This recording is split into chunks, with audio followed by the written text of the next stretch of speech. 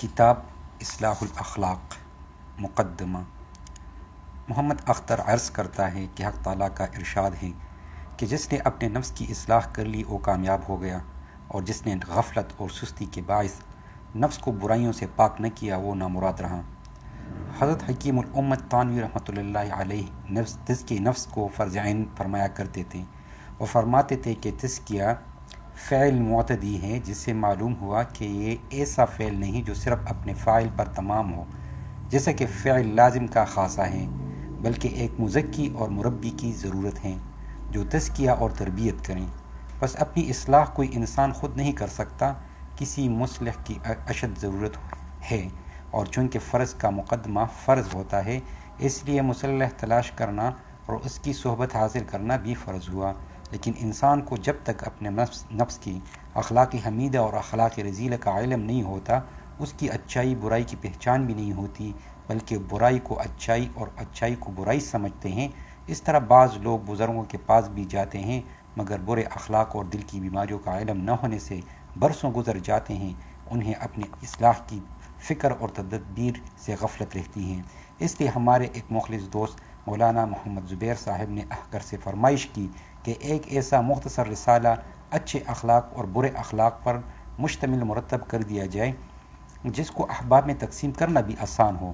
مولانا موصوف کے اخلاص کی برکت سے حق تعالیٰ نے احکر کو توفیق بخشی اور یہ رسالہ مسمى بھی اصلاح اخلاق مرتب ہو گیا۔ اللہ تعالیٰ اپنی رحمت سے قبول اور نافع فرمائے، آمین۔ بسم اللہ الرحمن الرحیم۔ بسم اللہ الرحمن الرحیم، نحمدہ ونصلی علی رسولہ الکریم۔ اصلاح اخلاق۔ رسول اللہ صلی اللہ علیہ وآلہ وسلم نے ارشاد فرمایا کہ خوش خلقی یعنی اچھے اخلاق گناہوں کو اس طرح پگھلا دیتی ہیں جس طرح نمک کے پتھر کو پانی پگھلا دیتا ہے، اور بدخلقی یعنی برے اخلاق عبادت کو اس طرح خراب کرتی ہیں جس طرح سرکہ شہد کو خراب کرتا ہے۔ اور فرمایا رسول اللہ صلی اللہ علیہ وآلہ وسلم نے کہ تم سب میں میرا پیارا اور آخرت میں سب سے زیادہ مجھ سے قریب وہ ہوگا جس کے اخلاق اچھے ہوں، اور تم سب میں سب سے زیادہ مجھے برا لگنے والا اور آخرت میں مجھ سے سب سے زیادہ دور رہنے والا وہ شخص ہیں جس کے اخلاق برے ہیں۔ اور فرمایا کہ جو نرمی سے محروم رہا وہ ساری بلائیوں سے محروم ہو گیا۔ اچھے اخلاق یہ ہیں: توبہ، صبر، شکر، خوف، امید، دنیا سے بے رغبتی، حیا، خدا پر بھروسہ، اللہ تعالیٰ کی محبت، اللہ تعالیٰ سے ملاقات کی طلب، عبادت میں صرف اللہ تعالیٰ کو خوش کرنے کی نیت یعنی اخلاص، عبادت کو سنت کے مطابق ادا کرنا جس کو صدق کہتے ہیں، یہ دھیان ہر وقت رکھنا کہ حق تعالیٰ ہم کو دیکھ رہے ہیں جس کو مراقبہ کہتے ہیں، ہر روز اپنے اعمال کا حساب خود کرنا کہ کیا کیا ہم سے نیک اعمال ہوئے اور کیا کیا برے اعمال ہوئے، تفکر یعنی اللہ تعالیٰ کی مخلوقات میں غور کرنا اور معرفت و عظمت خدای تعالیٰ کی حاصل کرنا، وفائے عہد، تواضع، رحمت، شفقت، حق تعالیٰ کے فیصلوں پر یعنی قضاء الہی پر راضی رہنا، توکل، حلم، تفویض، تسلیم، یقین، صبر و شکر و قناعت و حلم و یقین، تفویض و توکل و رضا و تسلیم۔ اس شعر کے اندر سب اخلاق حمیدہ جمع ہیں۔ ارشاد حضرت حکیم الامت تھانوی رحمۃ اللہ علیہ فرمایا کہ اخلاق کی حقیقت یہ ہے کہ ہم سے کسی کو کسی قسم کی ایذا اور تکلیف ظاہری یا باطنی سامنے یا پیٹھ پیچھے نہ پہنچے، اور فرمایا کہ اگر تقویٰ کے کسی درجے پر عمل سے کسی کی دل شکنی ہوتی ہو تو فتویٰ پر عمل کرنا چاہیے۔ ایسے موقع پر تقویٰ کی حفاظت جائز نہیں۔ مثلا اگر ہدیہ قبول کرنے میں اپنی ذلت ہو اور بھائی کی عزت ہو تو بھائی کی عزت کو اپنی عزت پر ترجیح دو۔ برے اخلاق یہ ہیں: عجب، تکبر، چغل خوری، کینہ، حسد، غصہ، بدخواہی، بدگمانی، حب دنیا، فضول اور خلاف شرع کلام کی ہوس، غیبت، جھوٹ، بخل، ریا، شہوت، بدنگاہی، عشق مجازی، اور فرمایا کہ عدم قصد ایذا کافی نہیں بلکہ قصد عدم ایذا ضروری ہے۔ اس شعر کے اندر سب برے اخلاق جمع ہیں، حرص و عمل و غضب و دروغ و غیبت، بخل و حسد و ریا و کبر و کینہ۔ اچھے اخلاق کی تعریف اور ان کے حصول کا طریقہ، توبہ اور اس کا طریقہ۔ حضرت عبداللہ بن مسعود رضی اللہ تعالیٰ عنہ کا ارشاد ہے، الندم التوبہ، گناہ سے دل کا نادم اور شرمندہ ہو کر بے چین ہو جانا یہی توبہ ہے۔ مختصر یہ سمجھ لیجئے کہ جب کسی بڑے آدمی کا کچھ قصور ہو جاتا ہے تو کس طرح اس سے معذرت کرتے ہیں، ہاتھ جوڑتے ہیں، پاؤں پکڑتے ہیں، پاؤں پر ٹوپی ڈالتے ہیں، خوشامد کے الفاظ کہتے ہیں، رونے کا سا منہ بناتے ہیں۔ بھلا اللہ تعالیٰ کے سامنے جب توبہ کریں تو کم از کم ایسی حالت تو ضرور ہونی چاہیے۔ ایسی توبہ حسب وعدہ خداوندی ضرور قبول ہوتی ہے۔ توبہ کی توفیق کے لیے قرآن اور حدیث میں جو عذاب کے ذکر ہیں ان کو سوچا کریں، اس سے دل کو گناہ سے بیزار ہوگا۔ زبان سے توبہ کے ساتھ جو نماز روزہ قضا ہوں اس کی قضا علماء سے دریافت کر کے شروع کر دیں۔ بندوں کا حق یا وارثوں کو ترکہ نہ دیا تو ان کو ادا کریں۔ اگر مجبور ہو یعنی ادائیگی کی استعداد نہ ہو تو معاف کرائیں۔ خوف اور اس کا طریقہ۔ حضرت معاذ رضی اللہ تعالیٰ عنہ سے روایت ہے کہ ایمان والے کا دل بے خوف نہیں ہوتا اور اس کے خوف کو کسی طرح سکون نہیں ہوتا۔ طریقہ خوف پیدا کرنے کا یہ ہے کہ ہر وقت خیال رکھیں کہ اللہ تعالیٰ ہمارے تمام اعمال اور اقوال اور ظاہر اور باطن کے تمام بیدوں کو جانتے ہیں اور مجھ سے قیامت کے دن حساب لیں گے۔ اللہ تعالیٰ سے امیدوار رحمت رہنا اور اس کا طریقہ۔ اللہ تعالیٰ کا ارشاد ہے کہ بے شک اللہ تعالیٰ کی رحمت سے نا امید وہ لوگ ہوتے ہیں جو کافر ہیں۔ اس سے معلوم ہوا کہ رحمت کا امیدوار رہنا ایمان کا جز ہے۔ طریقہ اس کا یہ ہے کہ اللہ تعالیٰ کی خوب فرمان برداری اور عبادت کریں اور نافرمانیوں سے خوب ہمت کر کے بچے، اور یہ طبی بات ہے کہ آدمی جس کی اطاعت کرتا ہے اس سے امیدیں رکھتا ہے، اور جس کی نافرمانی کرتا ہے اس سے دل کو وحشت اور نا امیدی سی ہو جاتی ہے۔ اور توبہ کرتے وقت امید رکھنے کا مطلب یہ ہے کہ اللہ تعالیٰ کی رحمت کی غیر محدود وسعت پر نظر رکھیں اور یہ یقین رکھیں کہ میری توبہ ضرور قبول ہو جائے گی۔ جب تھوڑی سی بارود سے پہاڑ کے ٹکڑے ٹکڑے ہو جاتے ہیں تو حق تعالیٰ کی رحمت میں کتنی طاقت ہوگی جس سے کہ گناہوں کے پہاڑ بھی ٹکڑے ٹکڑے ہو جائیں گے۔ مگر رحمت کے سہارے پر بے خوف ہو کر گناہوں کا عادی بن جانا سخت دھوکہ اور خطرناک ہے۔ کیا مرہم کی ڈبیا جو جلنے میں 100% مفید ہو، اس کے سہارے پر کوئی آگ میں ہاتھ ڈالتا ہے؟ حیا اور اس کا طریقہ۔ شرم بہت اچھی صفت ہے۔ اگر مخلوق سے ہو تو ایسی حرکت نہ کرے گا جس کو مخلوق ناپسند کرتی ہو، اور اگر خالق سے حیا پیدا ہو جائے تو ان کاموں سے بچے گا جو خالق کے نزدیک ناپسندیدہ ہوں گے۔ اس کا طریقہ یہ ہے کہ کوئی وقت تنہائی کا مقرر کر کے بیٹھ جائیں اور اپنی نافرمانیوں کو اور اللہ تعالیٰ کے احسانات کو یاد کریں۔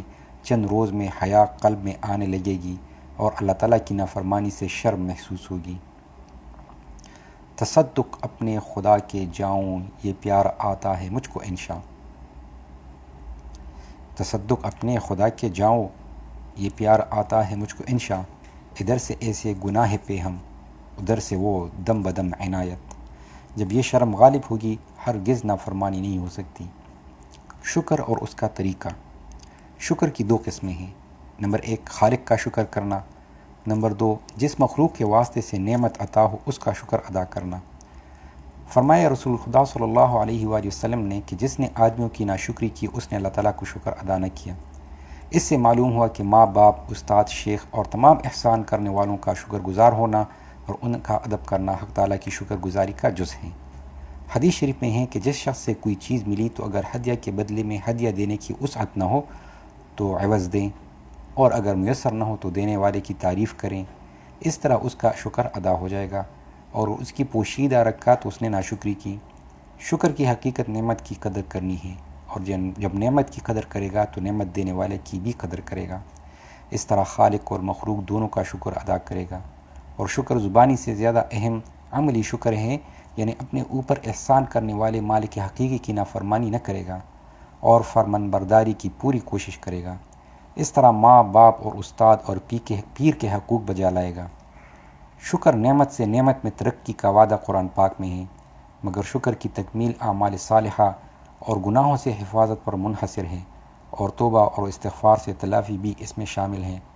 حق تعالیٰ کی نعمتوں سے خوش ہو کر اللہ تعالیٰ کی محبت دل میں پیدا ہونا اور اس محبت سے یہ شوق پیدا ہونا کہ جب وہ ہم کو ایسی نعمتیں دیتے ہیں تو ان کی خوب عبادت کرو، ایسی نعمت دینے والی کی نافرمانی بڑی شرم کی بات ہے۔ یہ شکر کا خلاصہ ہے۔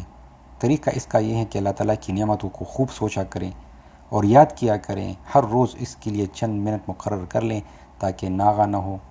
اس کا نام مراقبہ انعامات الہیہ ہے۔ ہر وقت اللہ تعالیٰ کی ہزاروں نعمتیں ہیں، اگر کوئی مصیبت آ جائے تو اس کو بھی اپنے لیے مفید سمجھیں اور نعمت سمجھیں۔ وفا یعنی عہد کو پورا کرنا۔ اللہ تعالیٰ فرماتے ہیں کہ اے ایمان والو، عہد کو پورا کرو، بے شک عہد کے متعلق سوال کیا جائے گا، یعنی قیامت کے دن سوال ہوگا کہ پورا کیا تھا یا نہیں۔ عہد کا پورا نہ کرنا علامت نفاق کی ہے، جیسے کہ حدیث میں مذکور ہیں، البتہ خلاف شریعت اگر وعدہ کیا ہے تو اس کو پورا کرنا درست نہیں ہے۔ حدیث شریف میں وارد ہیں کہ صبر نصف ایمان ہے۔ اللہ تعالیٰ فرماتے ہیں کہ بے شک اللہ تعالیٰ صبر کرنے والوں کے ساتھ ہیں۔ انسان کے اندر دو قوتیں ہیں، ایک دین پر ابھارتی ہیں، دوسری خواہش نفسانی کو ابھارتی ہیں۔ پہلی قوت کو دوسری قوت پر غالب کر دینے کا نام صبر ہے۔ طریقہ یہ ہے کہ خواہشات نفسانیہ کے تقاضوں پر عمل نہ کریں اور ذکر اللہ، صحبت اللہ، موت، قبر، دوزخ کے مراقبہ سے صبر کی طاقت پیدا ہوتی ہے۔ خلاصہ یہ ہے کہ نفس کو دین کی بات پر پابند رکھنا اور دین کے خلاف اس سے کام نہ ہونے دینا، اس کو صبر کہتے ہیں۔ اگر مالدار ہوں تو ایسے دولت والوں کے لیے صبر یہ ہے کہ دماغ خراب نہ ہو، خدا تعالیٰ کو نہ بھول جائیں، موت اور قبر کی بے کسی کا دھیان رکھیں، غریبوں کو حقیر نہ سمجھیں، ان کے ساتھ نرمی اور احسان کریں۔ دوسرا موقع صبر کا یہ ہے کہ عبادت کے وقت سستی نہ آنے دیں، خواہ نماز ہو یا زکوٰۃ دینا ہو۔ ایسے موقع پر صبر تین طرح کا ضروری ہے۔ عبادت سے پہلے نیت درست کریں کہ صرف اللہ تعالیٰ کی خوشنودی کے لیے کرتا ہوں، نفس کی کوئی غرض شامل نہ ہو۔ دوسرا یہ کہ عبادت کے وقت کم ہمتی نہ کریں، خوب ہمت سے دل لگا کر سنت کے مطابق عبادت کریں اور دل کو بھی حاضر رکھنے کا اہتمام کریں۔ تیسرا یہ کہ عبادت کے بعد کسی کے سامنے اپنی عبادت کو کہتا نہ پھریں۔ تیسرا موقع صبر کا گناہ کی تقاضے کے وقت کا ہے، اس وقت صبر یہ ہے کہ نفس کو گناہ سے روکیں۔ چوتھا موقع صبر کا یہ ہے کہ جب کوئی مخلوق تکلیف دیں، برا بھلا کہیں تو اس وقت کا صبر یہ ہے کہ بدلہ نہ لیں، خاموش رہیں اور یہ خیال کریں کہ ہم آج اس کی خطا معاف کر دیں گے تو کل حق تعالی ہماری خطا معاف فرما دیں گے۔ پانچواں موقع صبر کا یہ ہے کہ مصیبت اور بیماری اور مال کے نقصان یا کسی عزیز قریب کے مر جانے کے وقت صبر کریں۔ اس وقت کا صبر یہ ہے کہ زبان سے خلاف شرع کلمہ نہ کہیں، اللہ تعالیٰ پر اعتراض نہ کریں کہ ایسا مجھ پر ظلم کیوں کیا، یا اتنی جلدی ہمارے عزیز کو کیوں موت دے دی، اور نہ بیان کر کے روئیں۔ البتہ طبی غم سے رونا اور آنسو بہانا اور اس صدمہ کا اپنے خاص احباب سے اس نیت سے اظہار کرنا کہ اس سے دل کا غم ہلکا ہو جاتا ہے، جائز ہیں۔ لیکن کیونکہ بعض وقت بالکل صبر اور خاموشی سے دل کو بیماری لگ جاتی ہیں، ایسے موقع پر ان کے ثواب کو یاد کریں اور یہ سوچیں کہ یہ سب ہمارے فائدے کے لیے ہیں، اور یہ سوچیں کہ بے صبری سے تقدیر تو ٹلتی نہیں، ناحق ثواب بھی کیوں کھویا جائے۔ اشعار ہیں، جب پریشانی پہ مل جاتا ہے اجر، پھر پریشانی کہاں، کام ہوتا نہیں ہے کوئی مشیت کے بغیر، اور مشیت نہیں ہوتی کوئی حکمت کے بغیر۔ حسرت سے میری آنکھیں آنسو بہا رہی ہے، دل ہے کہ ان کی خاطر تسلیم سر کیے ہیں۔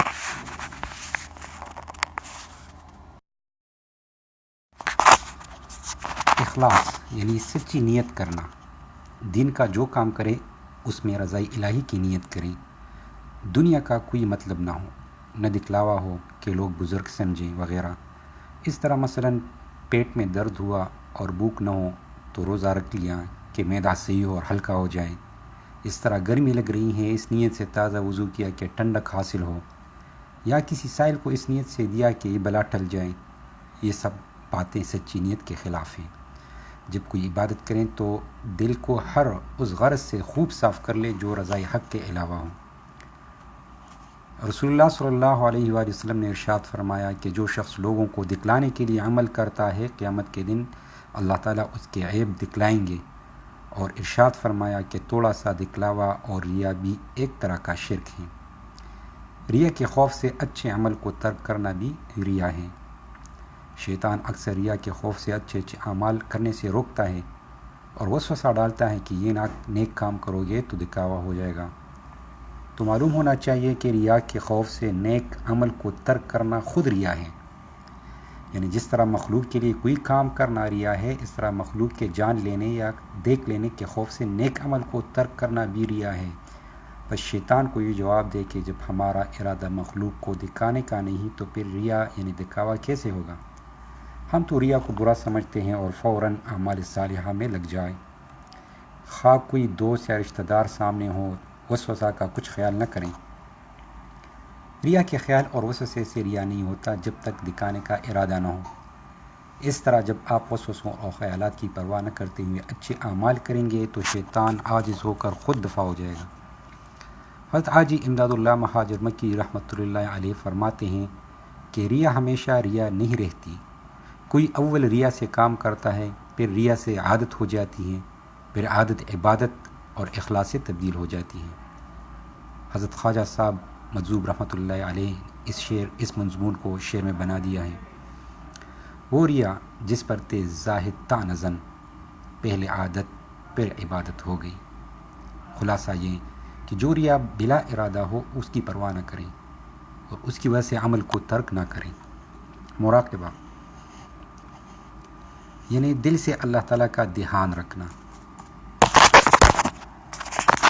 دل سے ہر وقت دھیان رکھیں کہ اللہ تعالیٰ کو ہمارے سارے حالات کی خبر ہیں، خواہ ظاہری حالت ہو یا دل کے خیالات اور ارادے ہوں۔ اگر برا کام کرے گا یا دل میں برا خیال لائے گا تو شاید اللہ تعالیٰ دنیا میں یا آخرت میں سزا دیں، اور عبادت کے وقت یہ خیال جمائیں کہ اللہ تعالیٰ میری عبادت کو دیکھ رہے ہیں، اس لیے اچھی طرح عبادت کرنی چاہیے۔ طریقہ اس مراقبہ کا یہی ہے کہ ہر روز وقت مقرر کر کے تھوڑی دیر یہ سوچیں کہ اللہ تعالیٰ ہم کو اور ہمارے دل کو دیکھ رہے ہیں، پھر ایک عرصے کے بعد چلتے پھرتے بھی یہی دھیان اور خیال جمائے رکھیں۔ انشاءاللہ تعالیٰ اس مراقبہ کی برکت سے اللہ تعالیٰ کی مرضی کے خلاف کوئی کام نہ ہوگا۔ قرآن پاک میں دل لگانے کا طریقہ: جب تلاوت کا ارادہ کریں تو یہ سوچ لیا کریں کہ اللہ تعالیٰ نے ہم سے فرمائش کی ہے کہ ہمارا کلام سناؤ، دیکھیں کیسا پڑھتے ہیں، اور خیال کریں کہ کسی بڑے آدمی کے کہنے سے جب قرآن پاک سناتے ہیں تو کتنا عمدہ پڑھنے کی کوشش کرتے ہیں، تو پھر جب اللہ تعالیٰ یقیناً سن رہے ہیں تو کس قدر عمدہ تلاوت کرنی چاہیے۔ تلاوت کرتے کرتے دل میں اگر غفلت آ جائیں تو پھر اسی خیال کو تازہ کر لیا جائے۔ ایک مدت تک مشق کرنے سے دل آسانی سے لگے گا انشاءاللہ۔ نماز میں دل لگانے کا طریقہ: جب نماز شروع کریں تو یہ خیال کر لیں کہ اللہ تعالیٰ کے سامنے کھڑا ہوں اور حق تعالیٰ مجھ کو دیکھ رہے ہیں، قیامت کا میدان ہے، حساب کتاب ہو رہا ہے، جنت دوزخ سامنے ہیں۔ بس اس خیال سے دل خوب لگے گا۔ اور ایک طریقہ اس کا یہ بھی ہے کہ ہر لفظ کو ارادہ کر کے پڑھے، جو لفظ منہ سے نکالے پہلے سوچ لیں کہ اب یہ لفظ نکال رہا ہوں۔ تیسرا طریقہ یہ بھی ہے کہ جو کچھ نماز میں پڑھا کرتے ہیں اس کا ترجمہ یاد کر لیں اور ہر لفظ کو پڑھتے وقت اس کے مفہوم اور معنی کی طرف دھیان اور خیال جمائیں۔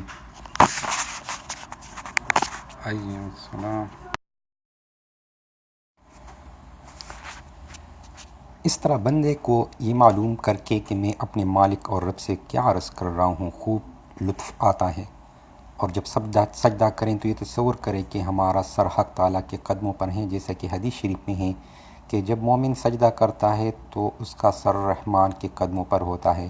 سبحان اللہ، کیا ہی مبارک وہ سر ہیں جو اپنے مالک حقیقی کے قدموں میں پڑا ہوا ہے۔ اس کا لطف عاشقوں سے پوچھنا چاہیے۔ حضرت شاہ فضل الرحمان صاحب گنج مراد آبادی رحمۃ اللہ علیہ نے حضرت مولانا تھانوی رحمۃ اللہ سے فرمایا تھا کہ میاں اشرف علی، جب سجدہ میں سر رکھتا ہوں تو ایسا معلوم ہوتا ہے کہ اللہ تعالیٰ نے ہمارا پیار کر لیا۔ سجدہ میں خاص قرب اللہ والوں کو عطا ہوتا ہے۔ کسی نے خوب کہا ہے، پردے اٹھے ہوئے بھی ہیں ان کی ادھر نظر بھی ہیں، بڑھ کر مقدر آزما سر بھی ہیں سنگ در بھی ہیں۔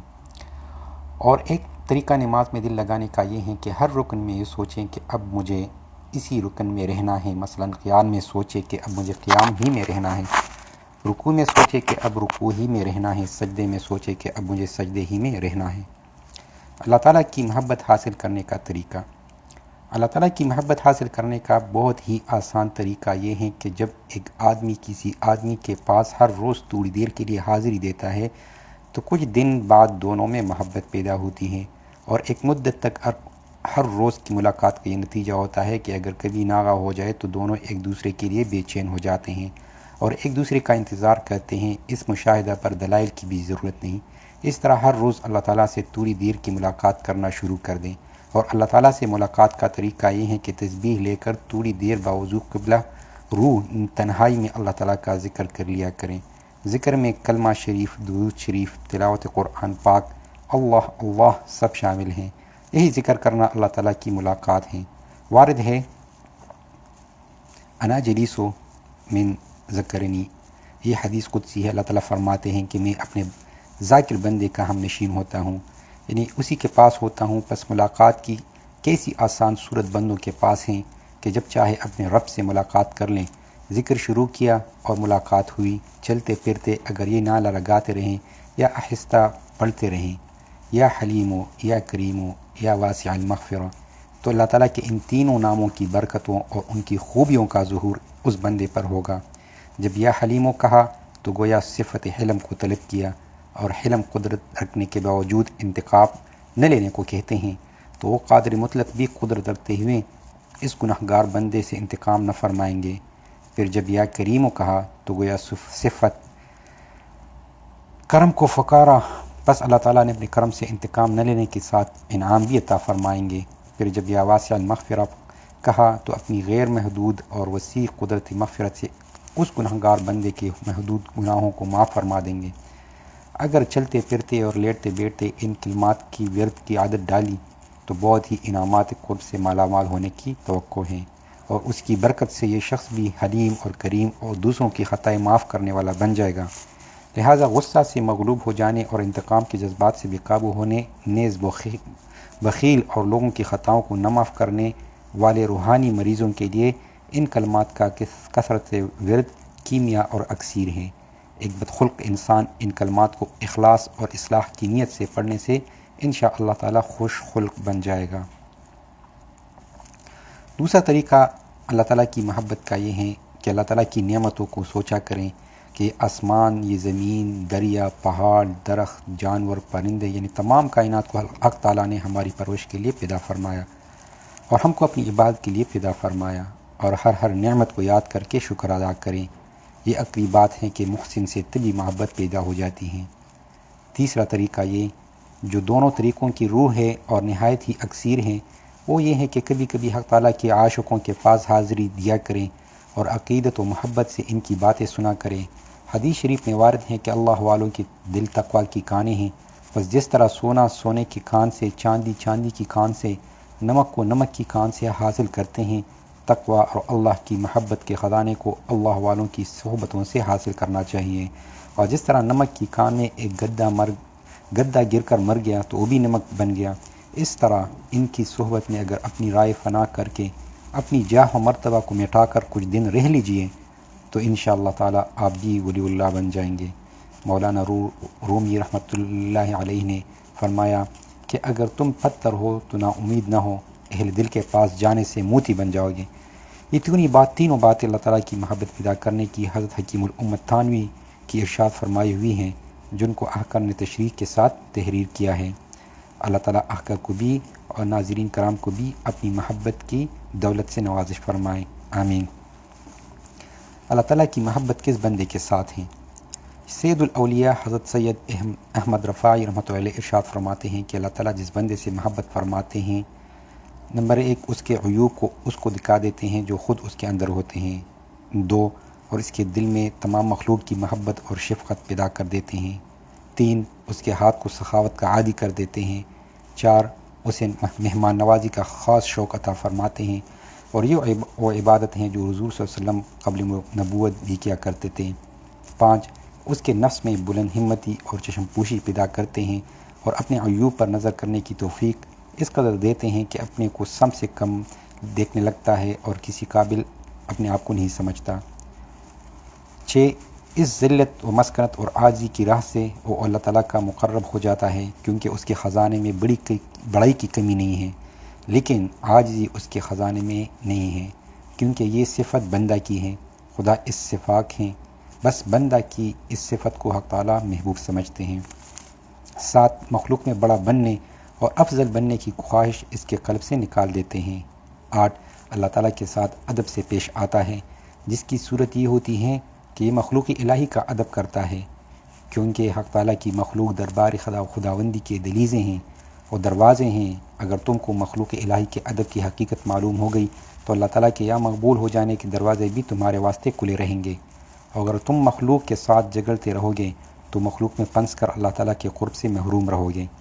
مخلوق کا ادب یہ ہے کہ لوگوں کا دل ہاتھ میں لو، ان کی دلداری کرو۔ اس لیے جن حضرات کو اللہ تعالیٰ نے اپنے خاص قرب اور معرفت کا سچا ذوق عطا فرمایا، وہ دلوں کے جوڑنے ہی میں لگے رہیں۔ انہوں نے لوگوں کے پیروں تلے راستوں میں اپنے رخسار بچھا دیے، اور اس تواضع اور انکساری اور خاکساری کی بدولت ان کی روح مقبولیت کے درباروں میں باطنی بازوں سے اڑنے لگی۔ بس انہوں نے مخلوق کے ذریعے حق تعالیٰ کو پہچان لیا۔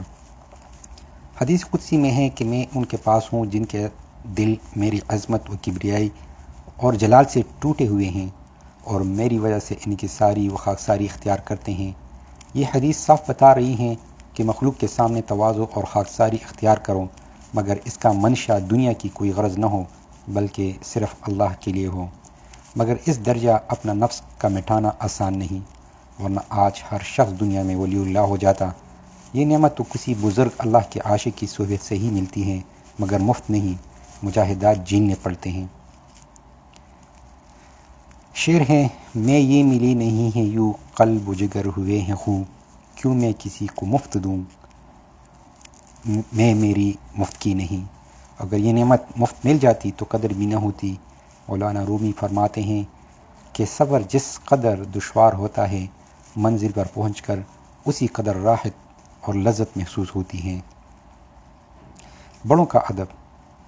ماں باپ، استاد اور بڑوں کا ادب اور چھوٹوں پر شفقت اور علماء کرام کا ادب بھی سعادت مندی کی علامت ہیں۔ سعادت کی تعریف کیا ہے؟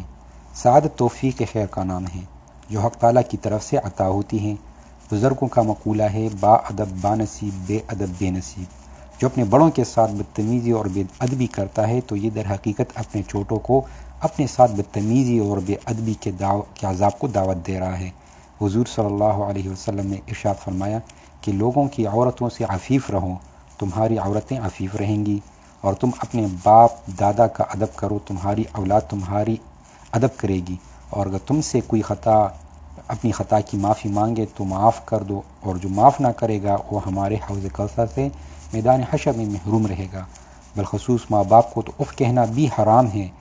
اگر کسی نافرمان کے ماں باپ مر گئے ہوں تو ان کو کثرت سے ثواب بخشیں، امید ہے کہ یہ شخص فرمان برداروں میں لکھ دیا جائے گا۔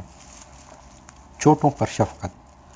اپنے کمزوروں اور بیوی بچوں پر شفقت اور رحم کرنا دل کی نرمی کی اور سعادت کی علامت ہے۔ حضور صلی اللہ علیہ وآلہ وسلم نے ارشاد فرمایا کہ تم میں سب سے اچھے اخلاق والا وہ ہے جو اپنے اہل و عیال کے ساتھ اچھا اخلاق رکھتا ہو۔ جو شخص دوست احباب کو تو خوش رکھتا ہو مگر گھر میں آ کر سب کو تنگ کرتا ہو، اور ذرا سی بات پر غیظ و غضب میں آ کر بچوں بیویوں کو رلاتا ہو، اس کے اخلاق کو کیسے اچھا کہا جا سکتا ہے؟ حق تعالیٰ نے عورتوں کے ساتھ اچھے اخلاق اور بلائی سے رہنے کا حکم قرآن پاک میں نازل فرمایا ہے۔ بسم اللہ الرحمن الرحیم۔ وعاشروہن بالمعروف۔ 2 واقعہ لکھتا ہوں جو نصیحت کے لیے کافی ہیں۔ حکایت نمبر 1۔ ایک صاحب اپنی بیوی کو بات بات میں ڈانٹتے تھے اور دن رات دوستوں میں دل بہلاتے تھے۔ بیوی تنہائی میں دن بھر انتظار کرتی تھی۔ بعض شوہر کس قدر ظالم ہوتے ہیں کہ جو بیوی اپنے ماں باپ اور تمام خاندان کو چھوڑ کر شوہر کے پاس آئی، شوہر اسے چھوڑ کر غیروں سے دل بہلاتا پھریں اور رات میں کھانا کھا کر سو جائیں۔ آخر یہ عورت کس سے دل بہلائے جو شریعت کے حکم سے اپنے شوہر کے گھر میں قید ہیں؟ بہرحال ایک وقت شوہر پر ایسا آیا کہ ان کو ہیضہ ہو گیا۔ بار بار قے اور دست آتے رہیں، یہاں تک کہ چارپائی سے لگ گئے، حتیٰ کہ چارپائی ہی پر پیشاب پاخانہ ہونے لگا۔ اس وقت وہی بیوی پاخانہ صاف کرا کر استنجا کراتی تھی۔ اس وقت دنیا کا کوئی شے رشتہ کام نہ آیا، کوئی دوست کام نہ آیا، اور شرعاً شوہر کے پاخانہ اور پیشاب کے مقام کو سوائے بیوی کے کوئی طہارت نہیں کرا سکتا۔ یہ خدمت صرف بیوی ہی انجام دے سکتی ہیں۔ ماں بچپن میں تو یہ کام کرتی ہیں، لیکن بڑے ہونے کے بعد اس کو بھی یہ خدمت کرنا جائز نہیں۔ پس معلوم ہوا کہ دنیا میں بیوی ہی ایسی نعمت ہے جو اس مصیبت کے وقت کام آتی ہیں۔ جب شوہر کو صحت ہو گئی تو بیوی کو بلایا، رونے لگا اور کہا ہم کو معاف کر دو، ہم نے تمہاری بہت بے قدری کی، اس بیماری سے میری آنکھیں حق تعالیٰ نے کھول دی ہیں، میں اندھا تھا اب آنکھیں ملی، آج سے تمہارا خوب قدر کروں گا۔ حکایت نمبر 2۔ ایک صاحب اپنی بیوی کے ساتھ بہت لاپرواہی کا مظاہرہ کیا کرتے تھے اور صرف ضابطہ کا تعلق رکھتے تھے، محبت اور رابطے کے تعلق کو جانتے بھی نہ تھے، ذرا سی غلطی پر مار پیٹ اور سخت کلامی کیا کرتے تھے، مزاج سودائی تھا، خشک مزاجی سے اللہ تعالیٰ محفوظ فرمائے۔ اہل محبت ہونا بڑی سعادت اور نعمت ہے۔ بہرحال جب شوہر صاحب کی بیوی کی بیٹی کی شادی ہو گئی اور داماد نے بیٹی کی پٹائی لگائی تو تعویذ لینے دوڑے اور لگے رونے کہ ہائے میرے جگر کے ٹکڑے پر ایسا ظلم، اس کے دکھ درد سے بے پرواہ ہے، میری بیٹی پر کیا گزرتی ہوگی۔ مولوی صاحب نے جو ان کے پرانے دوست بھی تھے کہا کہ جب آپ اپنی بیوی کی پٹائی لگاتے تھے اور تنہا رات کو چھوڑ کر بھاگتے تھے اور اس کے دکھ درد دوا دل جوئی اس سے بات چیت کر کے دل بہلانے کی بجائے دوستوں میں پڑے رہتے تھے، تو اگر آپ ناراض نہ ہوں تو صاف ہی کہہ دوں کہ وہ غریب یعنی آپ کی بیوی بھی کسی کے جگر کا ٹکڑا، کسی کی بیٹی تھی۔ کاش اس وقت آپ کو یہ بات سمجھ آ جاتی، لیکن اب آسانی سے سمجھ میں آ جائے گی۔ یہ سننا تھا کہ وہ صاحب رونے لگے اور کہنے لگے واقعی مجھ سے بیوی کے ساتھ بے حد ظلم ہوا۔ اس کے بعد سیدھے کر گئے اور اپنی بیوی سے معذرت کی اور پھر تمام زندگی نہایت ہمدردی، محبت اور رابطوں کے حقوق سے رہنے لگے اور بیوی کے ہر غم کو اپنا غم سمجھنے لگے اور میاں بیوی کے حقوق اور حسن معاشرت کے عادات کی رعایت کی توفیق ہو گئی۔ تسلیم رضا اور تفویض دعا۔ جو بات دنیا میں اپنی مرضی کے ناموافق پیش ہوں تو اس پر بعض وقت حد سے زیادہ غم اور گھٹن سے صحت کو نقصان پہنچ جاتا ہے اور پھر دین کے کام میں بھی خلل اور کوتاہی ہونے لگتی ہے۔ اس لیے اللہ تعالیٰ نے ہم کو تقدیر پر راضی رہنے کا حکم دیا ہے۔ یہ سوچے کہ یہ بات ہماری مرضی کے تو خلاف ہیں، لیکن اللہ تعالیٰ کی مرضی کے بغیر تو پتہ بھی نہیں ہلتا۔ چنانچہ یہ معاملہ خدا کی مرضی سے ہے اور مولا کی مرضی ہماری مرضی سے بہتر ہے، اور اس میں یقیناً ہمارا نفع ہے، کیونکہ حق تعالیٰ نے اپنے بندوں کے لیے اپنی رحمت خاص کو ماں باپ کی رحمت سے 99 گنا زیادہ کیا ہوا ہے۔ حضرت بہلول رحمۃ اللہ علیہ ایک بزرگ گزرے ہیں، ان سے کسی نے دریافت کیا کہ آپ کا مزاج کیسا ہے؟ فرمایا اس کے مزاج کا کیا پوچھنا، جس کی مرضی سے سارے جہاں میں کام ہو رہا ہے۔ اس نے کہا یہ کیسے؟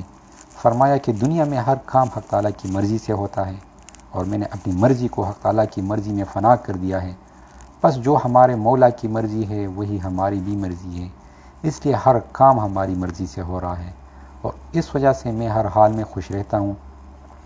حق تعالیٰ کی اس تعلیم سے بندہ ہر حال میں خوش رہتا ہے، یعنی تھوڑا بہت رنج و غم تو ہو جائے گا مگر بہت زیادہ تکلیف ناقابل برداشت نہ ہوگی، اور وہ تھوڑا غم اس بندے کو اللہ تعالیٰ سے دعا کرنے کا لطف بڑھا دے گا اور قرب خاص کا ذریعہ ہوگا اور آخرت سے غفلت نہ ہوگی اور دنیا کی محبت سے حفاظت رہے گی۔ یہی وہ تعلیم ہے جس سے اللہ والوں کے دن رات بڑے چین سے گزرتے ہیں۔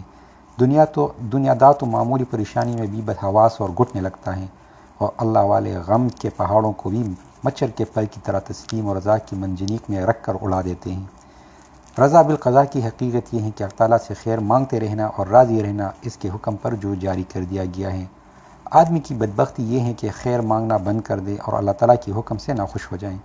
اللہ تعالیٰ سے راضی رہنے کا یہ مطلب نہیں کہ نوافق حالات میں طبیعت اور دل کو رنج و غم بھی نہ ہو۔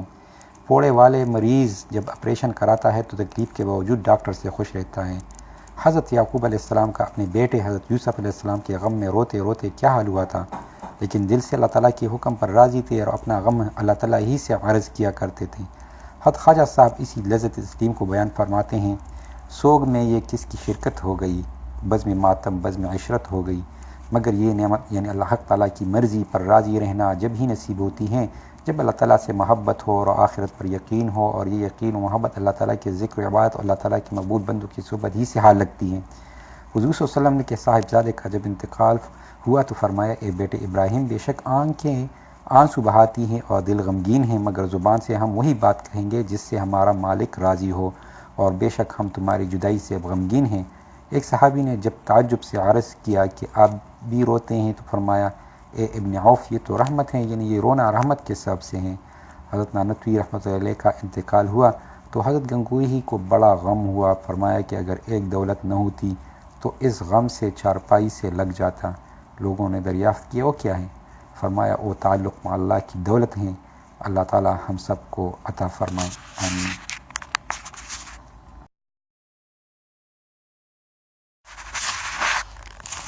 تفویض اور دعا کا اجتماع۔ بعض بزرگوں نے غرب حال کے سبب دعا مانگنا بھی ترک کر دیا اور دعا مانگنا تسلیم اور تفویض کے خلاف سمجھا، مگر حکیم الامت حضرت تھانوی رحمۃ اللہ علیہ نے فرمایا کہ مغلوب الحال معذور ہوتا ہے، قابل تقلید نہیں ہوتا۔ قابل تقلید محقق اور غالب الحال ہوتا ہے۔ چنانچہ فرمایا کہ تسلیم اور تفویض کے ساتھ دعا مانگنا میں عین سنت ہے، اور ان کو اس طرح جمع کیا کہ دعا تو عافیت کی مانگتا رہے مگر دل سے یہ ارادہ ہو کہ اگر دعا قبول نہ ہوئی تو بھی میں راضی رہوں گا۔ ہمارے مرشد حضرت مولانا شاہ ابراہ الحق رحمۃ اللہ علیہ نے فرمایا کہ مومن ہر حال میں کامیاب رہتا ہے، چھت بھی اپنی پٹ بھی اپنی، یعنی موافق حالت میں شکر سے اور ناموافق حالت پر صبر سے وہ اللہ تعالیٰ کو راضی کرتا رہتا ہے۔ حضرت شاہ محمد احمد صاحب پرتاپ گڑھی کے کیا خوب اشعار ہیں۔ بے کیفی میں بھی ہم نے تو ایک کیف مسلسل دیکھا ہے، جس حال میں بھی وہ رکھتے ہیں اس حال کو اکمل دیکھا ہے، جس راہ کو ہم تجویز کرے اس راہ کو اسقل دیکھا ہے، جس راہ سے وہ لے جاتے ہیں اس راہ کو اسہل دیکھا ہے۔ توکل یعنی اللہ تعالیٰ پر بھروسہ کرنا۔ اللہ تعالیٰ فرماتے ہیں کہ ایمان والوں کو چاہیے کہ وہ اللہ تعالیٰ ہی پر توکل کریں۔ حضرت ابن عباس رضی اللہ تعالیٰ عنہ سے روایت ہے کہ رسول اللہ صلی اللہ علیہ وسلم نے فرمایا کہ میری امت میں سے 70,000 افراد بدون حساب کتاب دہشت میں داخل ہوں گے۔ یہ وہ لوگ ہوں گے جو جھاڑ پھونک نہیں کرتے، بدشگونی نہیں لیتے اور اپنے پروردگار پر بھروسہ کرتے ہیں۔ بعض روایت میں ہے کہ اوراد بھی نہیں کرتے اور دعا بھی نہیں کرتے، بس دعا کرنا بھی سنت ہے اور دعا نہ کرنا بھی سنت ہے۔ ہر شخص کے لیے ضعیف اور قوی کے لیے سہولت کی راہ ہے۔ مطلب یہ ہے کہ جو جھاڑ پھونک ناجائز ہے وہ نہیں کرتے، اور بعض نے کہا ہے کہ افضل یہی ہے کہ جھاڑ پھونک بالکل نہ کرے، اور بدشگونی یہ ہے کہ مثلا کسی کے چینکنے یا کسی جانور کے سامنے نکلنے کو منحوس جانے اور وسوسوں میں مبتلا ہو جائے۔ البتہ نیک فعل لینا جائز ہے۔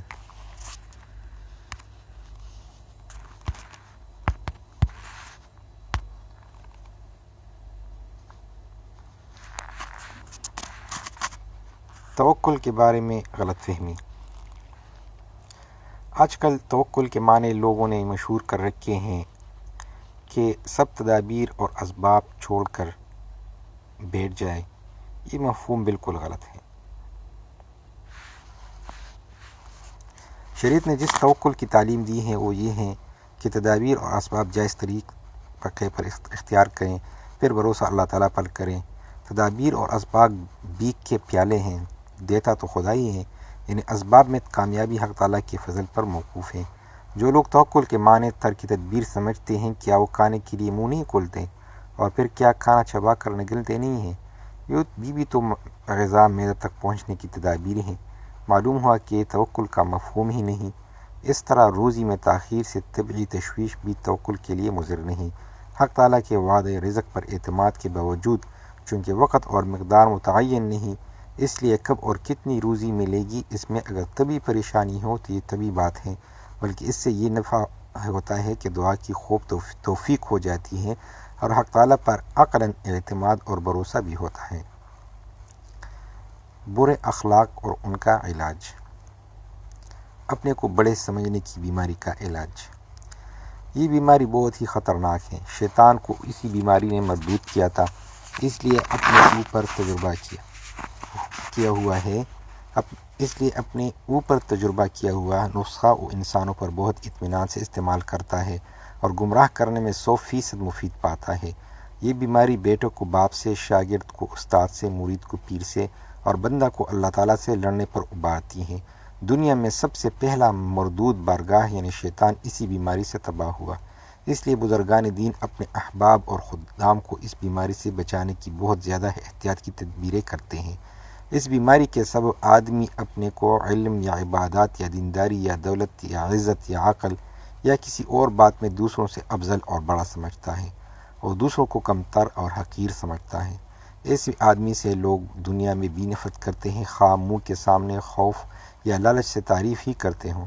ایسا شخص کسی کی نصیحت کو نہیں مانتا بلکہ نصیحت کرنے والوں سے لڑ جاتا ہے، حق بات کو کسی کے کہنے سے قبول نہیں کرتا۔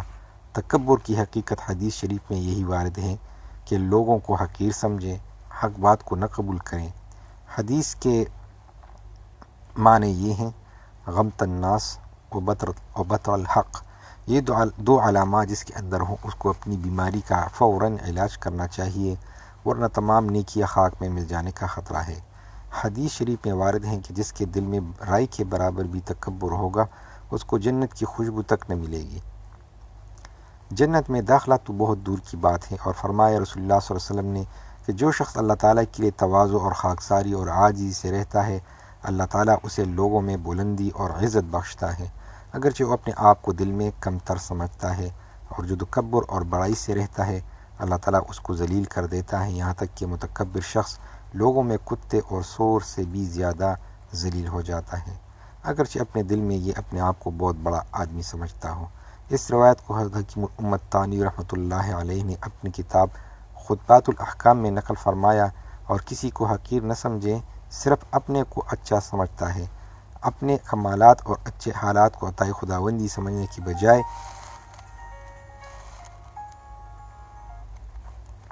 اپنا ذاتی کمال سمجھتا ہے، اور اپنی ہر نعمت، علم و تقوی، استقامت، ریاضت، عبادت، حسن، جمال، دولت، عزت، اخلاق حسنہ کے سلب ہونے اور زوال اور تغیر کا خوف نہیں رکھتا، تو اس کا نام عجب ہے۔ شریعت میں تکبر اور عجب دونوں حرام ہیں۔ حضرت حکیم الامت تھانوی رحمۃ اللہ علیہ کا کمالات اشرافیہ میں ایک ملفوظ درج ہے کہ جب بندہ اپنی نظر میں برا اور حقیر ہوتا ہے تو اللہ تعالیٰ کی نظر میں اچھا ہوتا ہے، اور جب اپنی نظر میں اچھا ہوتا ہے تو اللہ تعالیٰ کی نظر میں برا ہوتا ہے۔ تکبر اور عجب کا علاج۔ تکبر کا علاج یہ ہے کہ اللہ تعالیٰ کی بڑائی کو یاد کریں اور اپنے خاتمہ کو سوچیں کہ نہ جانے کس طرح خاتمہ لکھا ہوا ہے، اور ممکن ہے کہ ہمارا کوئی کام اللہ تعالیٰ کو ایسا ناپسند ہو گیا کہ سب نیکیوں پر پانی پھر جاوے، اور جس کو ہم حقیر سمجھتے ہیں ممکن ہے کہ اس کا کوئی عمل زندگی بھر میں ایسا اللہ تعالیٰ کو پسند آیا ہو کہ اس کی برکت سے اس کی تمام خطائیں معاف ہو جائیں۔ اور بزرگوں نے ایک حکایت بیان کی ہے کہ اس بیماری کی علاج میں بڑی مدد ملتی ہے۔ وہ قصہ یہ ہے کہ ایک لڑکی کو محلہ کی لڑکیوں نے خوب سجایا، وہ جب زیور اور عمدہ کپڑوں سے خوب اچھی لگنے لگی تو سہیلیوں نے بہت تعریف کی کہ بہن تم بہت اچھی لگتی ہو، اب اس حالت میں تم شوہر کے پاس جاؤ گی تو خوب قدر ہوگی۔ تو وہ لڑکی رونے لگی اور کہا، اے میری سہیلیوں اور بہنوں، تمہاری ان تعریفوں سے ہم کچھ خوش نہیں، جب ہمارا شوہر ہم کو دیکھ کر پسند کر لے گا اور تعریف کرے گا تو ہم کو واقعی خوشی ہوگی۔ اس واقعے کو سن کر بعض بزرگ روتے روتے بے ہوش ہو گئے کہ دنیا میں تو لوگ ہماری تعریف کرتے ہیں، مگر قیامت کے دن ہم کو دیکھ کر اللہ تعالیٰ کیا فیصلہ فرمائیں گے، اس کا یقینی علم ہم کو نہیں۔ بس دنیا میں اگر اپنے آپ کو اچھا اور بزرگ سمجھنا حماقت ہے۔ اس لڑکی کی عقل سے سبق لینا چاہیے۔ حضرت بڑے پیر صاحب رحمۃ اللہ علیہ فرماتے ہیں کہ جب ہمارا خاتمہ ایمان پر ہو جائے گا اس وقت ہم بے شک اپنی زندگی کے تمام کارناموں پر خوشیاں منائیں گے۔ اس سے قبل خوشی منانا اور لوگوں کی تعریف سے اپنے آپ کو بڑا سمجھنا نادانی ہے۔ اور عجب کا علاج یہ ہے کہ ہر کمال اور نعمت کو اللہ تعالیٰ کی عطا سمجھے اور ڈرتا رہے کہ نہ معلوم کب اور کس وقت ہماری کسی شامت اعمال سے چھن جاوے۔ اللہ تعالیٰ کی استغنا اور شان بے نیازی سے ہر وقت ڈرتا رہنا چاہیے۔ بزرگوں نے فرمایا کہ نیکیاں کرتا رہ اور ڈرتا رہ، یہی سبق حدیث شریف سے ملتا ہے۔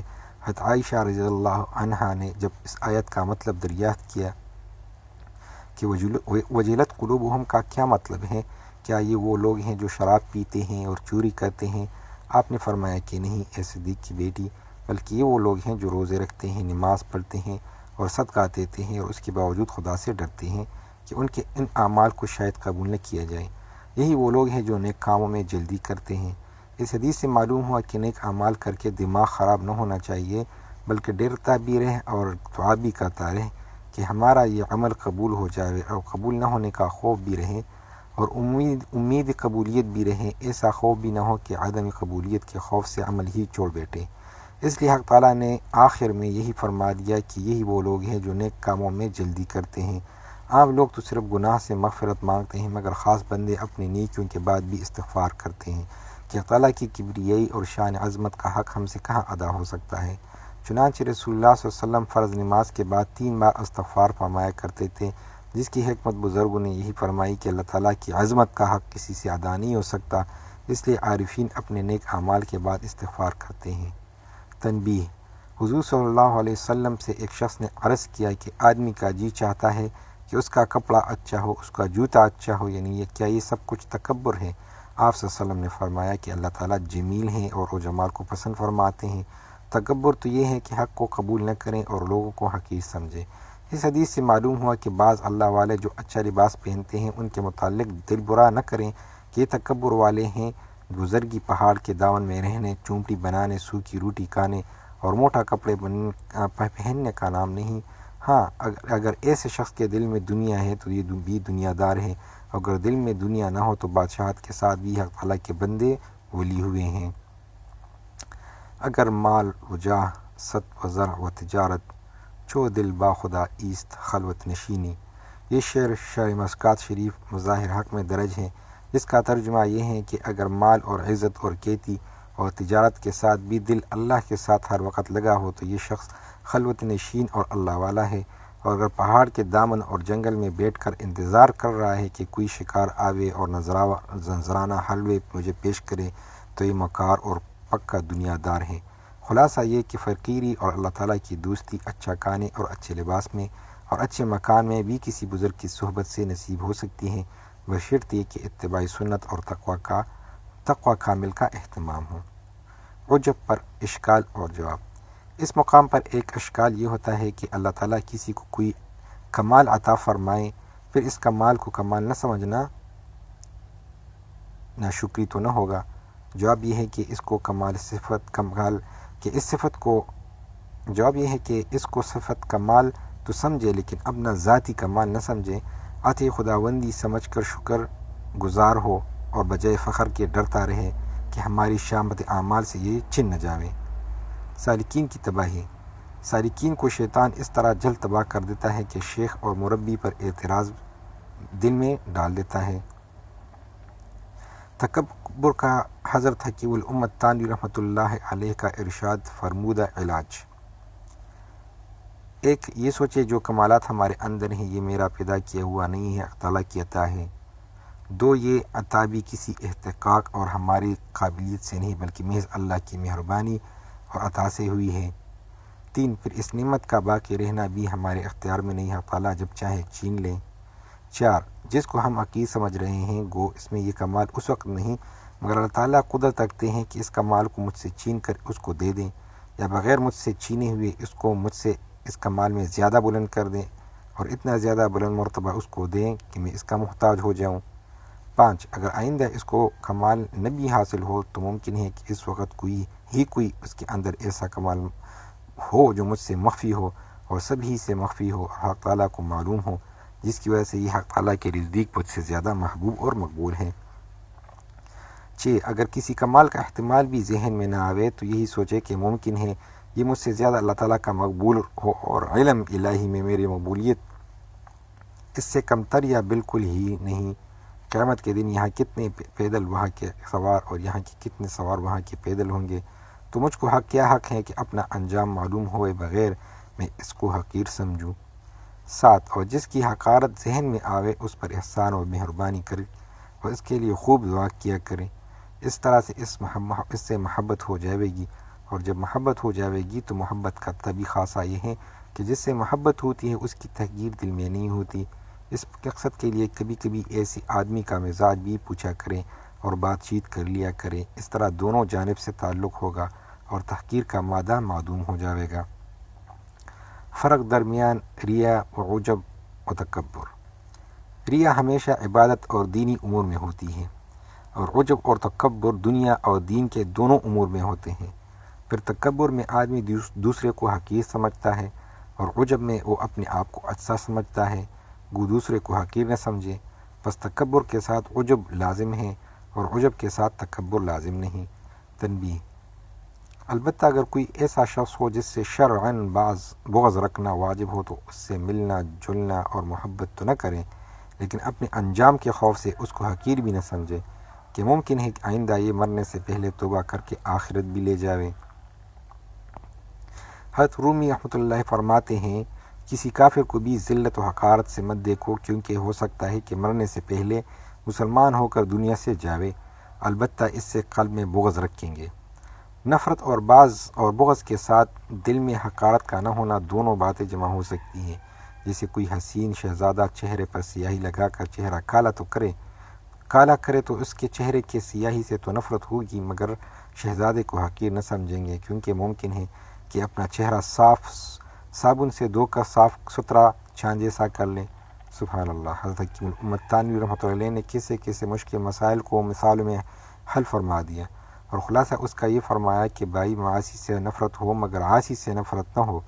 جیسے مرض سے ہر آدمی گھبراتا ہے مگر مریض پر شفقت اور رحمت بھی ضروری سمجھتا ہے۔ خجلت اور تکبر کا فرق۔ خجلت ایک طبعی انقباض ہے جو خلاف عادت کام کرنے سے یا حالت پیش آنے سے نفس پر وارد ہوتا ہے، اور سالک کو بعض اوقات غایت احتیاط کے سبب اس پر شبہ تکبر کا ہوتا ہے، مگر در حقیقت تکبر نہیں ہوتا، اور معیار اس کا یہ ہے کہ جس طرح یہ شخص ایک خسیس اور ذلیل کام سے شرماتا ہے، اگر کوئی شخص اس کی بہت زیادہ اکرام اور تعظیم کرے تو بھی اس کو اس طرح کا انقباض ہوتا ہے یا نہیں؟ اگر ہوتا ہے تو خجلت اور نہ تکبر ہے۔ بس نفس کی تعویل سے ہوشیار رہیں کہ تکبر کو بھی خجلت میں نہ شامل کر لیں۔ تفصیلی علاج اپنے شیخ اور مربی سے دریافت فرمائیں۔ تواضع میں تکبر۔ حضرت تھانوی رحمۃ اللہ علیہ نے ارشاد فرمایا کہ کبھی تکبر بصورت تواضع ہوتا ہے، یعنی تواضع اس لیے کرتا ہے کہ لوگ ہم کو بڑا سمجھیں۔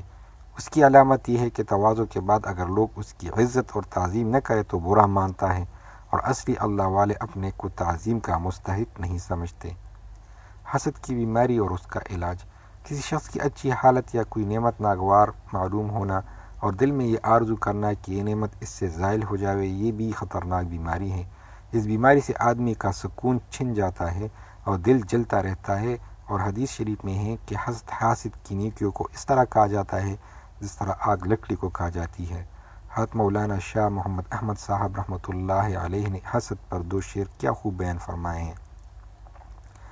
حسد کی آگ میں کیوں جل رہے ہو، کف افسوس تم کیوں مل رہے ہو، خدا کے فیصلوں سے کیوں ہو ناراض، جہنم کی طرف کیوں چل رہے ہو۔ حضرت حکیم الامت تھانوی رحمۃ اللہ علیہ فرماتے ہیں کہ کسی دوست یا دشمن کے زوال نعمت سے اگر اندر سے دل خوش ہوتا ہو تو اگرچہ بظاہر اس سے اظہار افسوس بھی کیا جاوے، اور چونکہ اندر کی خوشی غیر اختیاری ہونے سے گناہ بھی نہیں، لیکن یہ حالت نقص کی علامت ہے۔ اس کا علاج بے تکلف کریں، اس طرح کہ اس شخص کے لیے خوب دعا کیا کریں۔ بکثرت ایسا کرنے سے انشاءاللہ تعالیٰ یہ نقص زائل ہو جائے گا۔ حسد کا علاج۔ حسد کا علاج یہ ہے کہ جس شخص پر حسد ہو، نمبر 1 اس سے سلام میں سبقت کریں، 2 سفر پر جائے تو اس سے ملاقات کر کے جاوے، 3 سفر سے آئے تو اس کے لیے کوئی ہدیہ لائے، خواہ مختصر رقم کا ہو، 4 کبھی کبھی ناشتہ کی دعوت کریں، 5 اپنی مجلس میں اس کی تعریف کریں، 6 اس کے لیے خوب دعا کیا کریں، 7 اس کی کوئی برائی کریں تو سختی سے منع کر دیں، اور غیبت سنانے اور سننے دونوں کو حرام ہونے کا مسئلہ اس کو بتا دیں۔ انشاءاللہ چند دن اس طریق پر عمل کرنے سے یہ بیماری شفا پا جاتی ہے، اور پھر اس سے جلنے کی بجائے اس کے محبت معلوم ہوگی، اور دل گلاب کے پھول کی طرح ہلکا پھلکا ہو جائے گا، اور حق تعالیٰ کی عبادت و ذکر کے لیے فارغ اور پرسکون ہوگا۔ کینہ اور اس کا علاج۔ جس مسلمان سے کوئی تکلیف پہنچ جاتی ہے اور اس سے بدلہ لینے کی ہمت نہیں ہوتی تو اس کی طرف سے دل میں ہلکا سا غصہ رہتا ہے، اور غصہ ضبط کرنے سے دل پر ایک بوجھ رہتا ہے، اور قصداً اس کی بدخواہی چاہتا ہے تو اس کو حقد یعنی کینہ بغض کہتے ہیں۔ علاج یہ ہے کہ اس کو معاف کر دیں اور بتکلف اس سے میل جول شروع کر دیں۔ باقی اصلاً اس کا علاج بھی وہی ہے جو اوپر حسد کا بیان ہوا۔ حرص اور دنیا کی محبت کا علاج۔ اس کا سب سے عمدہ علاج یہ ہے کہ بزرگوں کی مجالس میں حاضری دیا کریں اور ان سے تعلق مع اللہ کا طریقہ معلوم کریں۔ جب دل میں اللہ تعالیٰ کا تعلق راسخ ہو جاوے گا، دنیا کی طرف سے قلب خود ہی بے رغبت ہو جاوے گا۔ صرف ذکر اللہ اور صحبت اللہ اس بیماری کو دور کر سکتی ہیں، اور دنیا کی بے ثباتی اور موت کو کثرت سے سوچنا بھی اکثیر ہے، اور ان اشعار کو کثرت سے پڑھنا بھی دل کو دنیا کی محبت سے پاک کر دیتا ہے۔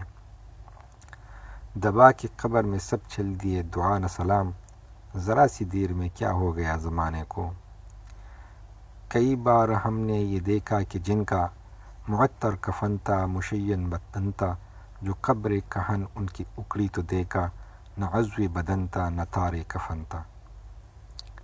یہ چمن صحرا بھی ہوگا، یہ خبر بلبل کو دو، تاکہ اپنی زندگی کو سوچ کر قرباں کریں۔ آ کر قضا باہوش کو بے ہوش کر گئی، ہنگامہ حیات کو خاموش کر گئی۔ قضا کے سامنے بیکار ہوتے ہیں حواس اکبر، کھلی ہوتی ہیں گو آنکھیں مگر بینا نہیں ہوتی۔ قضا کے بعد ہوئی سرد نفس کی دنیا، نہ حسن و عشق کے جھگڑے نہ مال و دولت کے۔ کبھی کبھی قبرستان جا کر دنیا داروں کے حشر انجام کو آنکھوں سے مشاہدہ کریں کہ اب ان کے بنگلے اور کار اور دولت اور ملازمین کہاں ہیں، اب صرف ان کے اچھے اعمال ہی کام آ سکتے ہیں۔ شکریہ اے قبر تک پہنچانے والوں، شکریہ، اب اکیلے ہی چلے جائیں گے اس منزل سے ہم۔ جس طرح ایک قیدی دوسرے قیدی کو نہیں چھڑا سکتا، چھڑانے والا باہر سے آتا ہے، اس طرح دنیا دار کو دنیا اور دنیا دار دنیا کی محبت اور قید سے آزادی نہیں دلا سکتا۔ اس کے لیے اللہ والوں کی صحبت ضروری ہے، جو بظاہر دنیا میں ہیں مگر اپنی روح کے مقام میں وہ دنیا سے باہر ہیں۔ میرا ایک شعر ہے، دنیا کے مشغلوں میں بھی یہ باخدا رہا، یہ سب کے ساتھ رہ کے بھی سب سے جدا رہا۔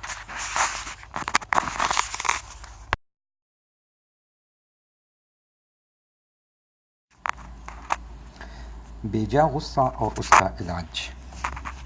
غصے میں عقل درست نہیں رہتی اور انجام سوچنے کا ہوش نہیں رہتا، اس لیے زبان سے نامناسب بات اور ہاتھ سے زیادتی اور ظلم ہو جاتا ہے، اور کبھی غصے میں 3 طلاق دے کر زندگی بھر رونا پڑتا ہے، اور کبھی غصے میں بے اندازہ مار پیٹ سے قتل و ہلاکت تک کا جرم ہو جاتا ہے، جس کی وجہ سے کتنے گھروں کے اور خاندانوں کے خاندان کے چراغ ہمیشہ کے لیے بجھ جاتے ہیں۔ حدیث شریف میں وارد ہیں کہ غصہ شیطان کی جانب سے ہے، اور شیطان آگ سے پیدا ہوا ہے، اور آگ کا علاج پانی ہے، پس جب غصہ آوے وضو کر لیا کریں۔ علاج اس کا یہ ہے کہ جب جس پر غصہ آوے اس کو اپنے سامنے سے ہٹا دیں، اگر وہ نہ ہٹے تو خود ہٹ جاویں، پھر سوچے کہ جس قدر اس شخص نے ہمارا قصور کیا اور ہمارا حق مارا اور ہماری نافرمانی کی، اس سے زیادہ ہم رات دن اللہ تعالیٰ کی نافرمانی کرتے رہتے ہیں اور اللہ تعالیٰ کے حقوق میں قصوروار ہیں۔ اس کے باوجود اللہ تعالیٰ اپنی مہربانی اور انعامات ہم سے نہیں چھینتے، اور جس طرح ہم چاہتے ہیں کہ اللہ تعالیٰ ہمارا قصور معاف فرما دیں، اس طرح ہم کو چاہیے کہ ہم بھی اللہ تعالیٰ کے بندوں کی خطاؤں کو معاف فرما دیں۔ جس قدر قیامت کے دن اپنی خطائیں معاف کرانی ہو، اتنا ہی دنیا میں اللہ تعالیٰ کے بندوں کی خطائیں معاف کرتا رہے اور ان پر احسان بھی کرتا رہے۔ انشاءاللہ تعالیٰ اس طرح سے سوچنے سے دل ہلکا ہونا شروع ہو جائے گا، اور زبان سے اعوذ باللہ من الشیطان الرجیم کئی بار پڑھیں اور وضو کر لیں اور ٹھنڈا پانی پی لیں۔ کڑا ہو تو بیٹھ جاویں، بیٹا ہو تو لیٹ جاویں، اور اللہ تعالیٰ کے غضب کو یاد کریں۔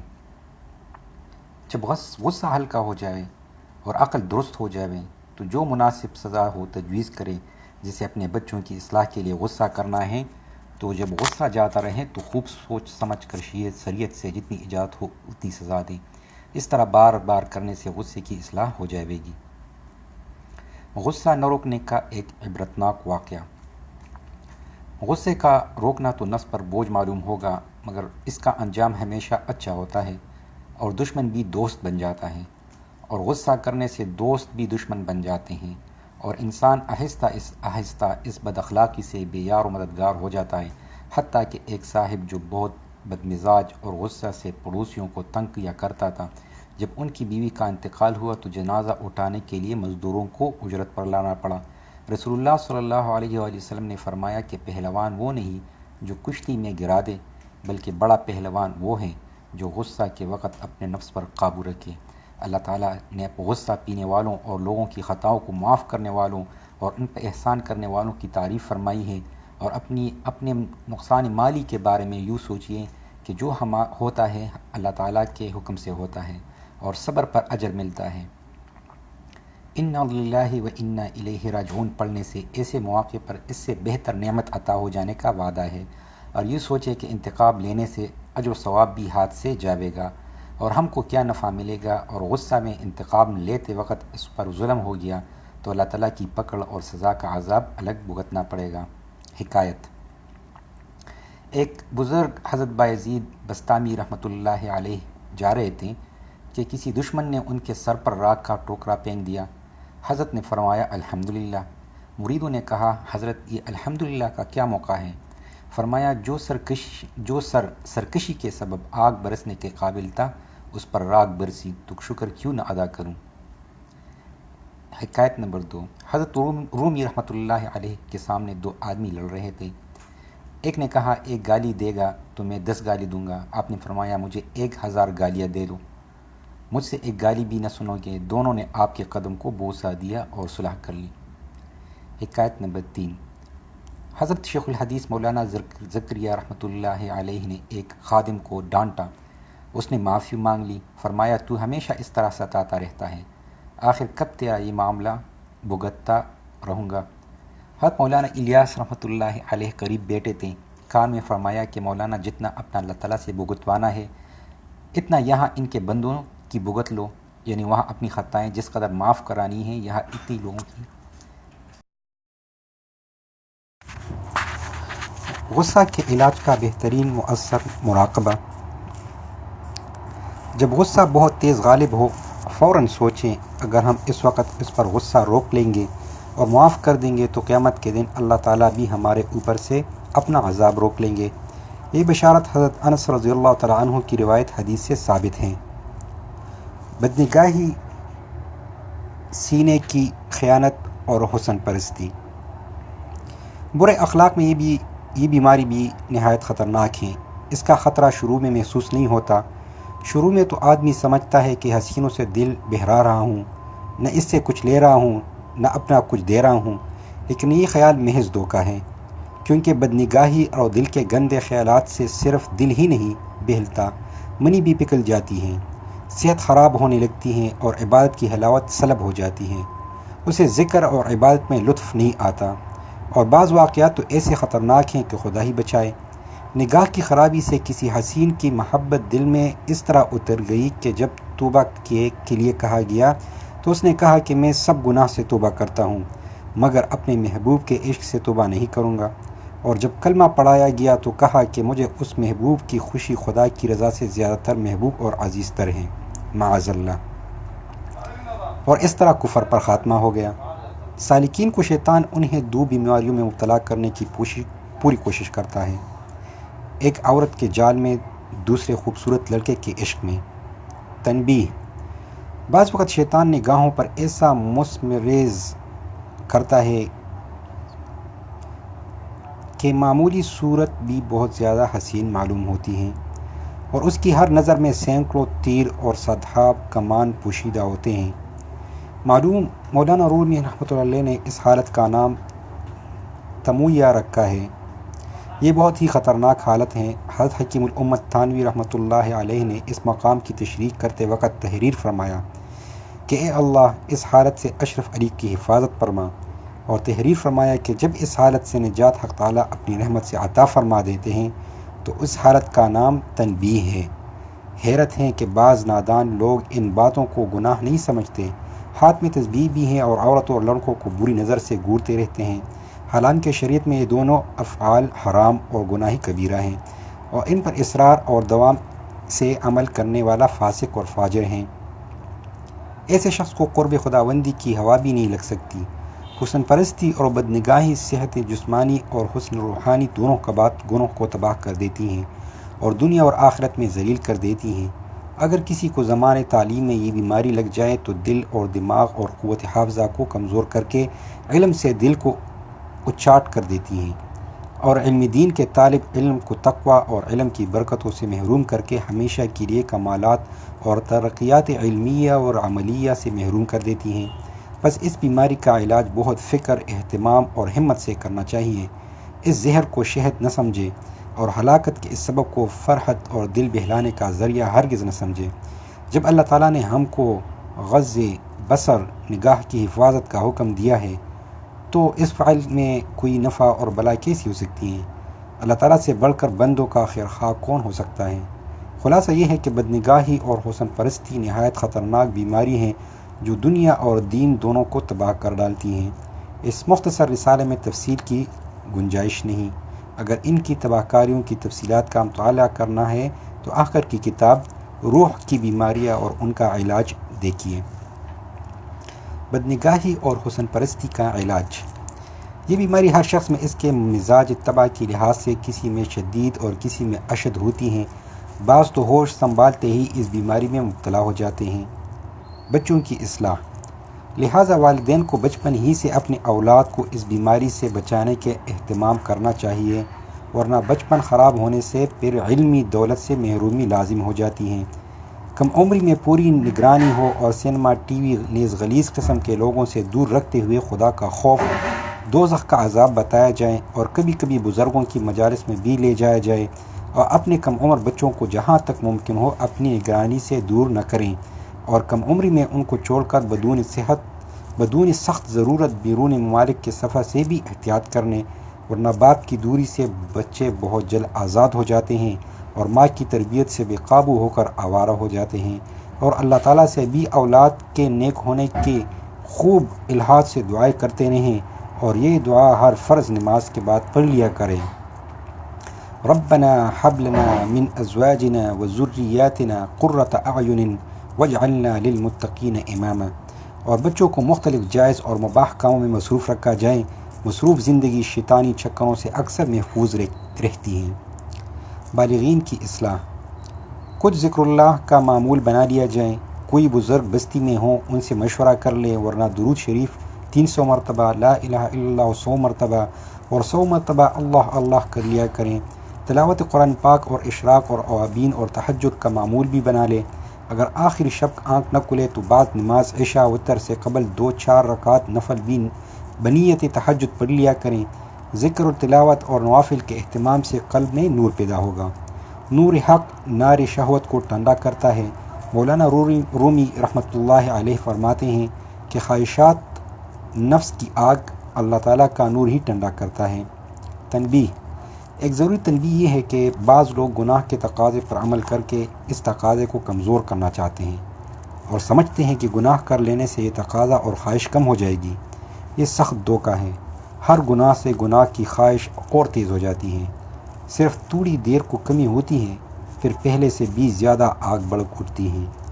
گناہ کو گناہ سے کم کرنے کا خیال ایسا ہے جیسے پائخانہ کو پیشاب سے دھو کر آدمی سمجھیں کہ پاخانہ کی گندگی کم ہو جائے گی۔ ایسے لوگ ہمیشہ پریشان رہتے ہیں اور کبھی پاک نہیں ہو سکتے۔ اس لیے ہمت کر کے گناہ کے تقاضے پر عمل نہ کریں۔ اگر کبھی مغلوبیت ہو اور نگاہ خراب ہو جائے تو کم از کم 4 رکعات نفل اور کچھ صدقہ و خیرات کریں اور خوب دعائیں اور خوب الحاظ سے توبہ کریں۔ جب طبیعت میں گناہوں کا تقاضا ہو فوراً ہمت سے کام لیں اور خوب دعا کریں۔ 2 رکعات نماز حاجت پڑھ کر حق تعالیٰ سے خوب پناہ مانگیں اور اچھے کاموں میں یا مباح اور جائز کاموں میں مصروف ہو جائیں، یا کسی اچھے دوست سے ملاقات کر کے دل بہلائیں، یا بیوی بچوں کے لیے سودا اور ضروری کاموں میں لگ جائیں۔ اس طرح نفس کا دھیان اور خیال کی تیزی اور میلان کمزور ہو کر مغلوب ہوتے ہوتے کالعدم ہو جائے گی۔ یہ نسخہ بڑا ہی کام کا ہے۔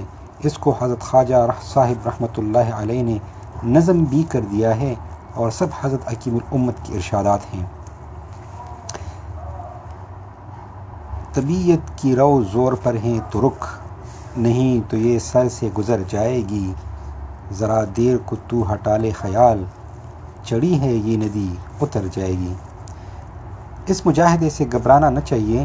اپنی طرف سے تمام عمر یہ غم برداشت کرنے کے لیے تیار رہنا چاہیے۔ عاشقی اسی کا نام ہے کہ اللہ تعالیٰ کے حکم کی تلوار کے نیچے اپنی ہر نفسانی خواہش کی گردن رکھ دیں اور نفس کو گناہ نہ کرنے سے اور آنکھوں کی حفاظت سے جو بھی تکلیف ہو خوشی خوشی برداشت کریں۔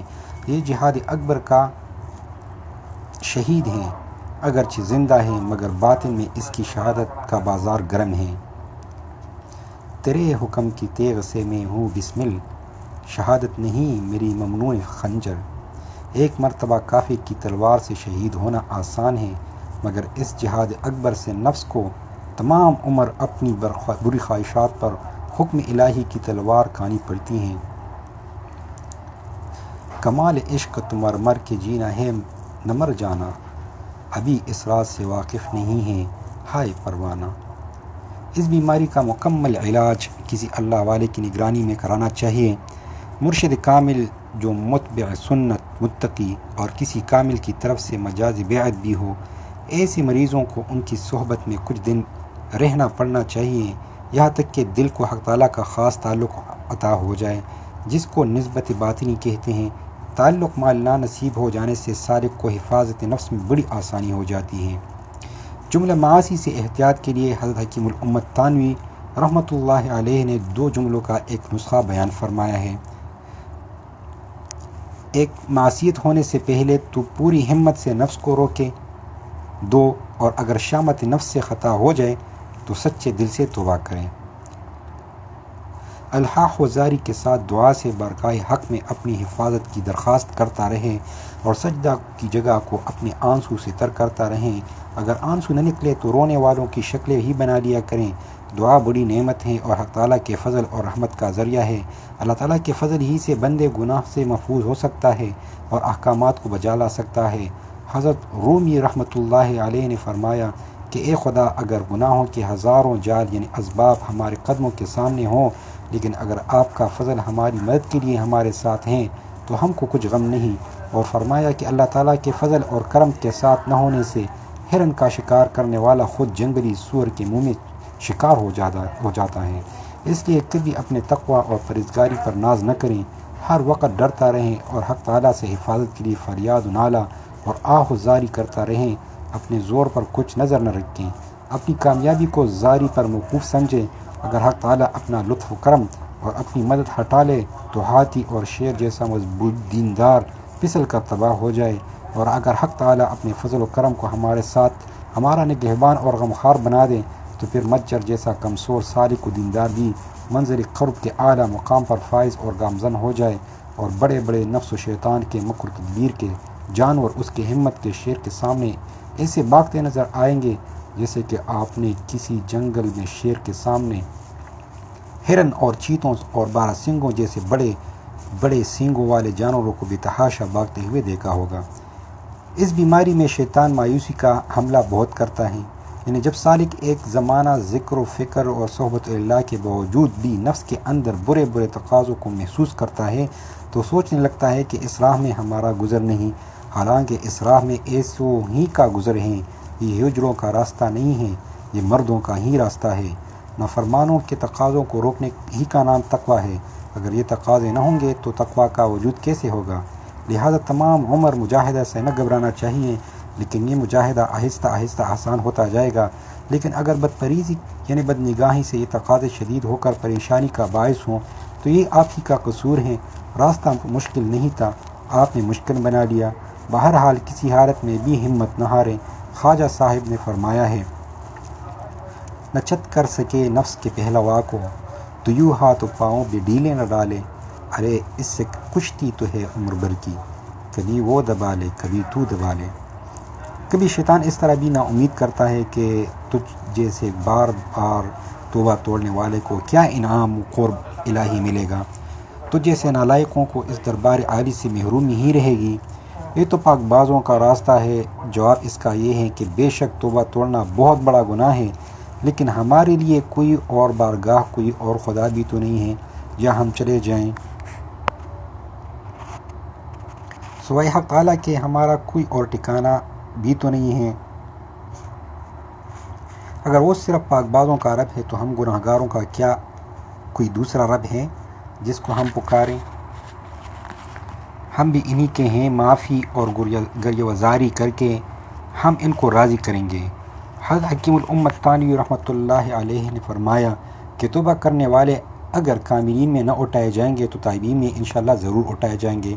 حدیث شریف میں ہے، اے اللہ آپ کی عطا کو کوئی چیز روک نہیں سکتی، پھر مایوسی کی کیا بات؟ بس حق تعالیٰ کی رحمت سے فریاد کرتا رہ، جو کچھ ملتا ہے خدا کے فضل ہی سے ملتا ہے۔ یہ تقریر صرف نا امیدی سے بچانے کے لیے ہیں، نہ کہ معاصی پر دلیری اور بے باکی کے لیے۔ اللہ تعالیٰ کی نافرمانی سے تو ایسے ڈرنا چاہیے جیسے سانپ اور بچھو سے ڈرتے ہیں۔ اپنی اصلاح کے لیے خود بھی الحاح سے دعا کرتا رہیں اور اپنے احباب اور اکابر سے بھی دعا کراتا رہیں، بالخصوص اپنی دینی مربی اور شیخ سے بار بار دعا کے لیے درخواست کرتا رہیں۔ بس ہے اپنا ایک نالہ بھی اگر پہنچے وہاں، گرچہ کرتے ہیں بہت سے نالہ و فریاد ہم۔ مراد یہ ہے کہ ایک نالہ یا ایک فریاد بھی جس دن قبول ہو گئی کام بن جائے گا، ورنہ ہر دعا اور نالہ وہاں تک پہنچتا ہے۔ یہاں پہنچنے سے مراد قبول ہونے کے ہیں۔ سب سے مؤثر اور کامیاب علاج یہ ہے کہ کسی مسئلے سے تعلق قائم کریں اور اپنی اصلاح سے متعلق تمام حالات کی انہیں اطلاع کریں، اور جو مشورہ و تجویز وہ کریں دل و جان سے اس پر عمل کریں۔ بدگمانی کی بیماری اور اس کا علاج۔ اس بیماری سے مسلمانوں میں عداوت، نفرت، دوسروں کو حقیر سمجھنا، حقارت، حسد اور غیبت کی بیماری پیدا ہوتی ہے۔ جب کسی کی طرف سے برا گمان آئے تو فوراً یہ خیال کریں کہ بدگمانی پر قیامت کے دن دلیل اور گواہی پیش کرنی ہوگی، اور ہمارے پاس یقینی دلیل اور گواہی موجود نہیں تو کیوں جھگڑیں؟ کیوں نہ ہم نے گمان رکھیں تاکہ بلا دلیل اور بلا گواہی ہم کو ثواب ملتا رہے۔ جو لوگ ادھر کی بات ادھر لگاتے رہتے ہیں اور مسلمانوں میں نفرت اور عداوت پیدا کرتے ہیں، ان کو چغل خور کہتے ہیں۔ چغل خور کا علاج یہ ہے کہ اس کا ہاتھ پکڑ کر اس شخص کے پاس پہنچاویں اور اس سے دریافت کریں کہ یہ آپ کے بارے میں یہ بات مجھ سے نقل کرتا ہے۔ اگر جھوٹا نکلا تو پھر کبھی چغلی نہیں کرے گا، اور اگر سچا نکلا تو وہ شخص شرمندہ ہو کر معذرت کرے گا، اور اس طرح پھر کبھی شغلی کانے کی ہمت نہ ہوگی۔ زبان کی 20 آفتوں کا بیان۔ زبان کی آفتوں کا بیان یہ ہے: 1 بے فائدہ کلام کرنا، 2 ضرورت سے زائد کلام کرنا، 3 نافرمان لوگوں کے اور ظالموں کے بیہودہ قصوں کو بیان کرنا، 4 بحث و مباحثہ کرنا، 5 لڑائی جھگڑنا، 6 کلام میں بناوٹ کرنا جس کو تصنع کہتے ہیں، 7 گالیاں بکنا، 8 بد زبانی کرنا اور بڑوں کے ساتھ بدتمیزی کے کلمات نکالنا، 9 لعنت کرنا، یہ عادت عورتوں میں بہت ہیں، 10 گانا اور خلاف شرع اشعار پڑھنا، 11 حد سے زیادہ ہنسی مذاق کرنا، 12 کسی کے بارے میں ایسی بات کرنا جس سے اس کی تحقیر ہو، 13 کسی کا راز ظاہر کرنا، 14 جھوٹا وعدہ کرنا، 15 جھوٹ بولنا، البتہ دو مسلمانوں میں صلح کروانے یا مظلوم کو اپنا حق لینے کے لیے جھوٹ بولنا جائز ہیں، 16 غیبت کرنا، یعنی کسی کے پیٹھ پیچھے اس کی بات اس طرح کرنا کہ اگر وہ موجود ہو تو برا مانے، خواہ بات سچی بھی ہو، یہ فعل حرام ہے اور اس کی نیکیاں قیامت کے دن چھین کر اس کو دے دی جائے گی،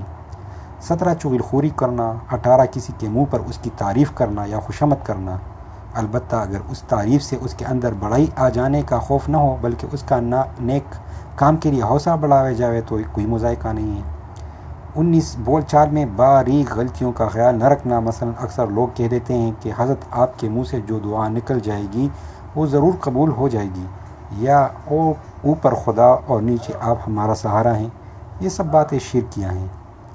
20 عوام کا علماء سے ایسے سوالات کرنا جو ان کی اپنی مرضی سے ان کی ضرورت سے تعلق نہ رکھتا ہو، یعنی فضول بے ضرورت سوالات سے ان کا وقت ضائع کرنا۔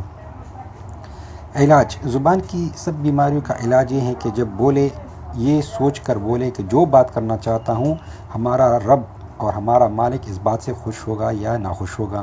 اگر خوش ہونے کا دل میں جواب آئے تو بات کریں، اور ناخوش ہونے کا اندیشہ ہو تو خاموش رہیں۔ شیخ سعدی رحمۃ اللہ علیہ فرماتے ہیں کہ بدون سوچے بات مت کرو، اگرچہ دیر تک خاموش رہنا پڑے تو اس میں کیا غم ہے کہ دیر تک خاموشی کے بعد مفید بات کرو۔ حکایت۔ سخت زمانہ قحط تھا کہ اچانک خوب بارش ہو گئی۔ ایک بزرگ نے کہا کہ واہ، آج تو اللہ میاں نے بڑے موقع سے بارش فرمائی۔ الہام ہوا، او بے ادب، کیا ہم نے کبھی بھی موقع بارش کی ہے؟ بس ان پر گریہ طاری ہو گیا اور ندامت سے توبہ کی۔ زبان کی احتیاط بہت رکھنی چاہیے۔ ریا یعنی دکھاوا اور اس کا علاج۔ نیک کام لوگوں کو دکھانے کی غرض سے کرنا اور لوگوں میں واہ واہ اور جاہ و تعریف کرنا دکھاوا ہے، اس کو ریا بھی کہتے ہیں۔ قیامت کے دن ایسے نیک اعمال پر جریا کے لیے کیے گئے تھے، بجائے ثواب کے الٹا عذاب دوزخ کا ہے۔ البتہ مرنے سے پہلے توبہ کر لے تو مغفرت کی امید ہے۔ یہ دکھاوا کئی طرح کا ہوتا ہے، کبھی زبان سے کہ آج ہم نے اتنا قرآن پڑھا، اور آج ہم نے اتنی خیرات کی ہیں اور ہم رات کو اٹھتے تھے اور اتنی رکعات تہجد پڑھتے تھے، اس لیے آج دماغ پر تکن ہے۔ یا کبھی یوں کہیں کہ دوسرے حج میں جو وہاں سے ہم تسبیح لائے وہ آپ کو ہدیہ دے رہے ہیں۔ اس طرح صرف ایک جملے میں 2 حج کا ثواب ضائع ہو گیا۔ اور کبھی زبان سے کچھ نہیں کہتا مگر آدمیوں کے سامنے آنکھیں بند کر کے سر جھکا کے بیٹھ گئے تاکہ سب کو معلوم ہو کہ بڑے اللہ والے ہیں اور عرش پر رہتے ہیں، دنیا سے برائے نام تعلق ہے، حالانکہ سراپا فرش پر دھرے ہیں۔ یہ آنکھوں کو اس طرح دکھانا کہ معلوم ہو کہ رات بھر کے جاگے ہیں، نیند کا غلبہ ہے، یا رکوع سجدے نوافل میں جس طرح ہمیشہ رکوع سجدہ کیا کرتا تھا کسی کی موجودگی میں، اس کی بنسبت رکوع سجدہ کو لمبا کر دینا کہ دیکھنے والا سمجھے کہ بڑے صوفی ہیں۔ یہ سب بیماری حب جاہ سے پیدا ہوتی ہیں۔ مخلوق کی نظر میں عزت چاہنے کی حرص سے ریا کا مرض ہوتا ہے۔ ریا کا علاج اس کا یہ ہے کہ یہ سوچے کہ جس مخلوق کو اپنی نیکی دکھا کر عزت اور نام چاہتے ہیں، نہ یہ مخلوق ہوگی نہ ہم ہوں گے، سب قبروں میں خاک ہوں گے، اللہ تعالیٰ ہی کی رضا اور خوشنودی کام آئے گی۔ مرقات شرح مشکات میں ملا علی قاری رحمۃ اللہ علیہ نے لکھا ہے کہ جب زبیدہ خاتون اہلیہ ہارون الرشید خلیفہ بغداد کا انتقال ہو گیا تو کسی بزرگ نے خواب میں دیکھا، دریافت کیا کہ حق تعالیٰ نے تمہارے ساتھ کیا معاملہ کیا؟ کہا کہ ہم بخش دیے گئے۔ فرمایا کہ کیا رفاہی کاموں کی بدولت؟ کہا نہیں، وہ سب تو اپنے اپنے رب کے پاس پہنچ گئے ہیں۔ اور کہا ہماری مغفرت اچھی نیتوں کی برکت سے ہوئی۔ مطلب یہ ہے کہ رفاہی کاموں میں عزت و شہرت اور ناموں کی نیت شامل ہونے سے وہ سب اعمال ان جھوٹے خداؤں کے پاس چلے گئے، وہاں کچھ کام نہ آئے۔ اس سبب سے اللہ تعالیٰ کے خاص بندے اچھے اعمال کرتے رہنے کے باوجود قبولیت کے لیے ڈرتے رہتے ہیں۔ ہمارے حضرت مرشد پھلپوری رحمۃ اللہ علیہ فرمایا کرتے تھے کہ بس کرتا رہے اور ڈرتا رہے۔ آخر عرض کرتا ہے کہ یہی دعا کر لیا کرے کہ یا اللہ، ہماری نیکیوں میں نفس کی طرف سے جو شرارت، ریا وغیرہ کی ملاوٹ ہو گئی، آپ اپنی رحمت سے معاف فرما دیں۔ حدیث پاک میں ریا سے حفاظت کی ایک دعا بھی بتائی گئی ہے، اس کو کثرت سے پڑھتے رہنا ہے۔ امید ہے کہ اللہ تعالیٰ اس بیماری سے اس دعا کی برکت سے حفاظت فرما دیں۔ وہ دعا یہ ہے: اللہم انی اعوذ بک ان اشرک بک شیئا وانا اعلم واستغفرک لما لا اعلم واستغفرک لما لا اعلم۔ ترجمہ: اے اللہ، میں آپ سے پناہ چاہتا ہوں اس بات سے کہ آپ کی عبادت میں جانتے ہوئے آپ کی بات میں آپ کی رضا اور خوشنودی کے ساتھ کسی اور غرض کو شامل کر دوں، اور میں بخشش مانگتا ہوں ان ریاکاریوں کی بھی جن کو ہم نے لاعلمی میں کر دیا ہو۔ اللہ تعالیٰ ہم سب کو اخلاص عطا فرمائے۔ ایک تجربہ کی بات عرض کرتا ہوں جس کو تمام مشائخ نے لکھا ہے، وہ یہ ہے کہ اخلاص کی دولت صرف اللہ والوں کی صحبت اور ان کی خدمت اور ان کی جوتیاں اٹھانے سے ملتی ہے۔ اللہ والوں کی صحبت بہت ہی اہم اور ضروری عبادت ہے جس سے تمام عبادتوں میں اخلاص کی جان آ جاتی ہے۔ غیبت کرنا: کسی مسلمان کی غیر موجودگی میں اس کی برائی کرنا یا اس کے تعلق والے مثل اولاد یا سوائی یا مکان کی برائی کرنا، زبان سے یا ہاتھ کے اشارے سے مثلا اس کے قد کا چھوٹے ہونے پر اشارہ کرنا یا آنکھ سے ان کا نابینا ہونے کی طرف اشارہ کرنا، کمر جھکا کر اس کے کبڑے پن کو ظاہر کرنا یا لگڑا کر چل کے اس کے لنگڑے ہونے پر اشارہ کرنا۔ خلاصہ یہ کہ اپنے بھائی کا ذکر اس طرح کرنا کہ اگر وہ موجود ہو تو اس کو برا اور ناگوار معلوم ہو، بس جب کسی کے بارے میں کوئی بات کرے تو یہ سوچ لے کہ وہ بھی یہاں اگر ہو تو اس کو میری یہ بات اچھی لگے گی یا بری لگے گی۔ اگر دل کہے کہ بری لگے گی تو غیبت ہے، اگرچہ یہ بات سچی ہی ہو، اور اگر سچ نہ ہو تو اس کا نام بہتان لگانا ہے اور یہ بھی حرام ہے۔ بعض لوگ کسی کے مکان یا اس کی سواری کا یا اس کی بیوی بچوں کا ذکر اس طرح کرتے ہیں جس کا تعلق خاص ہونے سے ہے، اگر ہو تو اس کو برا معلوم ہو، یہ بھی غیبت ہے۔ البتہ اصلاح حال کی نیت سے اولاد کی بات ماں باپ کو یا شاگرد کی بات استاد کو یا مرید کی بات پیر کو بتانا غیبت نہیں۔ اس طرح اگر کسی سے کسی کو نقصان پہنچانے کا ارادہ معلوم ہو تو اس نیت سے بتا دینا کہ وہ نقصان سے محفوظ ہو جائے ضروری ہے، اور مسلمان بھائی کی خیرخواہی ہی میں داخل ہیں۔ حدیث شریف میں ہے کہ غیبت زنا سے بھی اشد ہے، جس کی وجہ علماء کرام نے یہ لکھی ہے کہ زنا حقوق الہیہ سے ہے، اگر اللہ تعالیٰ سے توبہ اور معافی مانگ لے تو امید معافی کی ہے، لیکن غیبت بندوں کا حق ہے، جب تک وہ بندہ نہ معاف کرے گا معاف نہ ہوگا۔ حضرت حکیم الامت تانوی رحمۃ اللہ علیہ نے فرمایا کہ غیبت عداوت کا باپ بھی ہے، اور بیٹا بھی ہے، یعنی کبھی غیبت کرنے سے عداوت و نفرت پیدا ہوتی ہے اور کبھی عداوت پہلے ہوتی ہے پھر غیبت کا سلسلہ شروع ہو جاتا ہے۔ بس جس کا نسب اس قدر بیہودہ ہو کہ خود ہی باپ اور خود ہی بیٹا ہو تو سمجھ لینا چاہیے کہ یہ گناہ کس قدر بدترین ہے۔ غیبت سے آج کل شاید ہی کوئی مجلس خالی ہو، عوام تو عوام، افسوس کے علماء اور خواص بھی مبتلا ہیں۔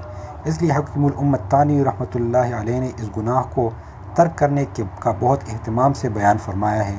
اگر توفیق ہو جائے تو جس کی غیبت کی ہے اسے معاف کرائیں، لیکن اگر اس کو ابھی غیبت کی اطلاع نہیں ہوئی اور معافی مانگنے سے اطلاع ہونے کے سبب اس کو رنج و غم پہنچنے کا خدشہ اور دل میں کدورت اور نفرت کا اندیشہ ہو تو سچی نیت سے عہد کریں کہ ابھی کبھی غیبت نہیں کروں گا، اور اس کی تعریف کیا کرے، خصوصاً جن لوگوں کے درمیان غیبت کی ہے ان سے اس کی تعریف کریں، اس کی غیبت کرنے کی اپنی غلطی کا اعتراف کریں اور اس کے لیے دعا کیا کریں، اور کچھ تلاوت کر کے یا کم از کم 3 بار سورہ اخلاص پڑھ کر کافی دنوں تک ہر روز ان لوگوں کو ثواب بخش دیا کریں جن کی غیبت کی ہے۔ امید ہے قیامت کے دن حق تعالیٰ ان لوگوں سے ان کی خطا معاف کرا دیں گے، اور خود بھی وہ لوگ جب اپنے نام اعمال میں اس کا بخشا ہوا ثواب دیکھیں گے تو رحم آئے گا اور معاف کر دیں گے۔ لیکن اس سارے ثواب کو غیبت کا بہانہ نہ بناوے۔ اللہ تعالیٰ دلوں کی نیت کو خوب جانتے ہیں۔ بعض وقت مقبول بندوں کی غیبت سے خاتمہ بھی خراب ہونے کا اندیشہ ہوتا ہے، اور یہ فیصلہ نہیں کیا جا سکتا کہ کون وہاں مقبول ہے۔ بعض وقت دیکھنے میں آدمی معمولی سا مسلمان معلوم ہوتا ہے، مگر اس کی تنہائی کے بعض اعمال عند اللہ اس کے درجے کو بہت بلند کر دیتے ہیں۔ اس طرح اس کے برعکس بھی ہو سکتا ہے۔ بہت سے پیدل قیامت کے دن سوار اور یہاں کے بعض سوار وہاں کے پیدل نظر آئیں گے۔ اللہ تعالی ہم سب کو اکرام مسلم کی اور غیبت سے احتیاط کی توفیق بخشے، آمین۔ غیبت کی بیماری عموماً بدگمانی اور تکبر سے پیدا ہوتی ہے، ورنہ جس کو اپنی فکر زیادہ ہوتی ہے وہ دوسروں کے عیوب پر نظر نہیں کرتا۔ حضرت حکیم الامت تانی رحمۃ اللہ علیہ نے ارشاد فرمایا کہ جس کو اپنی بدحالی اہم معلوم ہوتی ہے وہ تو ہر وقت اللہ تعالیٰ سے اپنے بارے میں اتنا ڈرتا ہے کہ وہ اپنے کو مسلمانوں سے کیا کافروں سے بلکہ جانوروں سے بھی بدتر سمجھتا ہے۔ حضرت سعد شیرازی رحمۃ اللہ علیہ فرماتے ہیں، اللہ والے اپنے کو خوف انجام محشر سے اس قدر برا سمجھتے ہیں کہ کتے سے بھی اپنے کو بہتر نہیں سمجھتے، کیونکہ جس کا خاتمہ خراب ہوگا تو واقعی اسے تو کتے اور سور بھی اچھے ہیں کہ ان کو جہنم کی سزا تو نہیں ہے، اور اسی عبدیت اور فنائیت کے سبب وہ فرشتوں سے عزت میں بڑھ جاتے ہیں، کیونکہ اللہ تعالیٰ کو اپنے بندوں سے ذلت اور عبدیت اور فنائیت مطلوب ہیں۔ وہاں زور کا کام نہیں، زاری سے کام بنتا ہے، اور یہی سلوک اور تصوف بلکہ انسانیت کا حاصل ہے۔ جس کو ایسی تواضع حاصل ہو گئی وہ ہر مخلوق پر شفقت کرتا ہے اور کسی کو اذیت نہیں پہنچاتا اور نہ انتقام لیتا ہے۔ علامہ ابو القاسم قشیری رحمۃ اللہ علیہ نے لکھا ہے کہ جو جذب انتقام سے مغلوب ہو کر انتقام لیتا ہے وہ ولی اللہ نہیں ہو سکتا۔ ولی اللہ وہ ہوتا ہے جو حلیم ہوتا ہے اور ایذا دینے والوں کے حق میں دعا گو رہتا ہے۔ حضرت مولانا محمد احمد صاحب رحمۃ اللہ علیہ کا عجیب شعر ہے، جو رو ستم سے جس نے کیا دل کو پاش پاش، احمد نے اس کو بھی تہ دل سے دعا دیا۔ بعض لوگ اشراق اور روابین اور ذکر و مراقبہ اور تسبیحات میں بہت آگے ہوتے ہیں، مگر کسی سے ان کو اگر اذیت پہنچ جائے یا خلاف طبع بات کسی سے پیش آ جائیں تو تسبیح جیب میں رکھ کر بد زبانی بد کلامی میں مبتلا ہو جاتے ہیں۔ پھر وہ نہیں دیکھتے ہم کس سے مخاطب ہیں، یہ ہمارے بڑے ہیں یا چھوٹے ہیں، ماں باپ ہوں یا استاد شیخ، سب بھول جاتے ہیں۔ ایسے ہی لوگوں کے بارے میں یہ مقولہ مشہور ہے کہ گڑی میں اولیاء گڑی میں بوت۔ اللہ تعالیٰ کا غضب اور غصے کا ہر وقت جس کو دھیان رہتا ہے وہ اپنا غصہ بھول جاتا ہے، اور غصہ کو اللہ تعالیٰ کی مرضی کے مطابق استعمال کرنا نفس کے مٹانے کے بعد ہی نصیب ہوتا ہے۔ حضرت عمر رضی اللہ عنہ کا غصہ ایمان لانے سے پہلے اسلام کے خلاف تھا، لیکن حضور صلی اللہ علیہ وسلم کی تربیت اور فیضان صحبت سے پھر کفار و مشرکین کے لیے ہو گیا۔ بس آج بھی جن کے غصے کی اصلاح ہو جاتی ہے وہ اپنے کو نافرمانی سے بچانے کے لیے اپنے نفس پر غصہ کرتے ہیں اور اپنی معافی خدا تعالیٰ سے لینے کے لیے مخلوق الہیہ کے خطاؤں کو معاف کر دیتے ہیں، اور مخلوق خدا پر شفقت اور رحمت کرتے ہیں، اور بڑوں کا ادب، چھوٹوں پر شفقت اور علماء کرام کی حدیث پر اہتمام سے عمل کے لیے اپنے نفس کو مجبور کرتے ہیں، یہاں تک کہ کچھ دن مشقت کے ساتھ عمل کرنے کی برکت سے پھر طبیعت اور عادت بن جاتی ہیں۔ حضرت حکیم الامت تانی رحمۃ اللہ علیہ نے فرمایا کہ پانسی کے ملزم کو معمولی مقدمہ والوں کی غیبت کرتے نہ دیکھا ہوگا، اور کوڑ کے مرض والے کو زکام والے پر ہنستے نہ دیکھا ہوگا۔ بس قیامت کے ہولناک پیشی اور انجام پر نظر رکھنے والے دوسروں پر ہنسا نہیں کرتے، نہ غیبت کی انہیں فرصت نہ ہمت ہوتی ہے۔ آخر کا شعر ہے، نامناسب ہے اے دل ناداں ایک جزامی ہنسے زکامی پر۔ کذب یعنی جھوٹ بولنا۔ رسول اللہ صلی اللہ علیہ وسلم نے فرمایا، تم سچ بولنے کی پابند رہو، سچ بولنا نیکی کی راہ دکھاتا ہے اور سچ اور نیکی دونوں جنت میں لے جاتے ہیں، اور جھوٹ بولنے سے بچا کرو کیونکہ جھوٹ برائی کی راہ دکھاتی ہے اور جھوٹ اور برائی دونوں دوزخ میں لے جاتے ہیں۔ نوٹ: بعض لوگ کسی کو ہنسانے کے لیے جھوٹ بولتے ہیں، ایسے لوگ دوسروں کو ہنسانے کے لیے اپنے لیے رونے کا انتظام کر رہے ہیں۔ گالی بکنا۔ بعض خاصے پڑھے لکھے حضرات اور ذکر و فکر اور عبادت کرنے والے حضرات بھی جب غصے میں آتے ہیں تو زبان سے گالی بک جاتے ہیں۔ گالی بکنا تو شرافت طبعی اور حیا و شرم کے بھی خلاف ہے۔ سوچنا چاہیے کہ جس منہ سے ہم تلاوت کرتے ہیں، جس منہ سے درود شریف پڑھتے ہیں، جس منہ سے ہم اللہ تعالیٰ کا پاک نام لیتے ہیں، اسی منہ سے ناپاک کلمات نکالتے ہیں۔ کسی نیک اور صالح اور شریف انسان کو یہ عادت زیب نہیں دیتی۔ یہ بیماری عموماً غصہ سے مغلوب ہونے کے وقت پیدا ہوتی ہے، لہٰذا غصے کا جو علاج ہے وہی اس بیماری کا علاج ہے۔ ہمت سے کام لے اور اپنی ذلت سے بچا اور حفاظت کو سوچے اور اللہ تعالیٰ کے سننے کا خیال جمائے کہ میری یہ بیہودہ باتیں اللہ تعالیٰ بھی سن رہے ہیں۔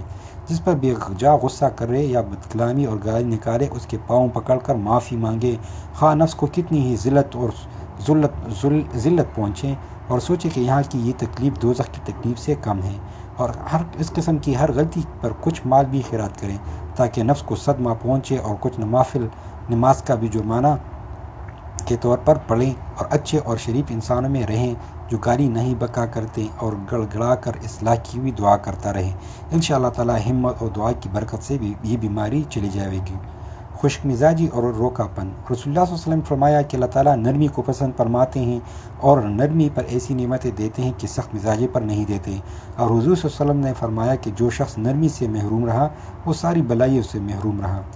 لوگوں کی خطاؤں کو معاف نہ کرنا، یہ بھی خشک مزاجی اور دل کی سختیوں کی علامت ہے۔ رسول اللہ صلی اللہ علیہ وسلم نے فرمایا کہ جو شخص اپنے بھائی مسلمان کے سامنے عذر کرے اور وہ اس کے عذر کو قبول نہ کرے تو ایسے شخص میرے پاس حوض کوثر پر نہ آئے گا۔ یعنی اگر تمہارا قصور کرے اور پھر وہ معاف کرائیں تو معاف کر دینا چاہیے۔ بولنا چھوڑنا۔ رسول اللہ صلی اللہ علیہ وسلم نے فرمایا کہ کسی مسلمان بھائی کے لیے حلال نہیں کہ وہ اپنے مسلمان بھائی سے 3 دن سے زیادہ بولنا چھوڑ دیں۔ جو 3 دن سے زیادہ بولنا چھوڑ دے اور وہ اسی حالت میں مر جائے وہ دوزخ میں جائے گا۔ مطلب یہ ہے کہ جب کسی دنیاوی وجہ سے بولنا چھوڑ دیں۔ وعدہ اور امانت۔ رسول اللہ صلی اللہ علیہ وسلم نے فرمایا کہ جس میں امانت نہیں اس میں ایمان نہیں، اور جس کو عہد کا خیال نہیں اس میں دین نہیں۔ یہ اہم اخلاق رذیلہ بیان کیے گئے ہیں۔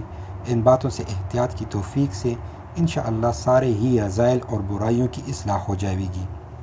شیخ سے متعلق حضرت حکیم الامت تانوی رحمۃ اللہ علیہ کا ایک اہم ارشاد: اگر ایک شیخ کی خدمت میں خوش اعتقادی سے کافی مدت تک رہا مگر اس کی صحبت سے کچھ اثر محسوس نہ کیا تو دوسری جگہ اپنا مقصد تلاش کریں، کیونکہ مقصود اصلی حق تعالیٰ کی ذات ہے نہ کہ پیر۔ لیکن شیخ اول سے بد اعتقاد نہ ہو، ممکن ہے کو کامل اور مکمل ہو مگر اس کا حصہ یہاں مقدر نہ تھا۔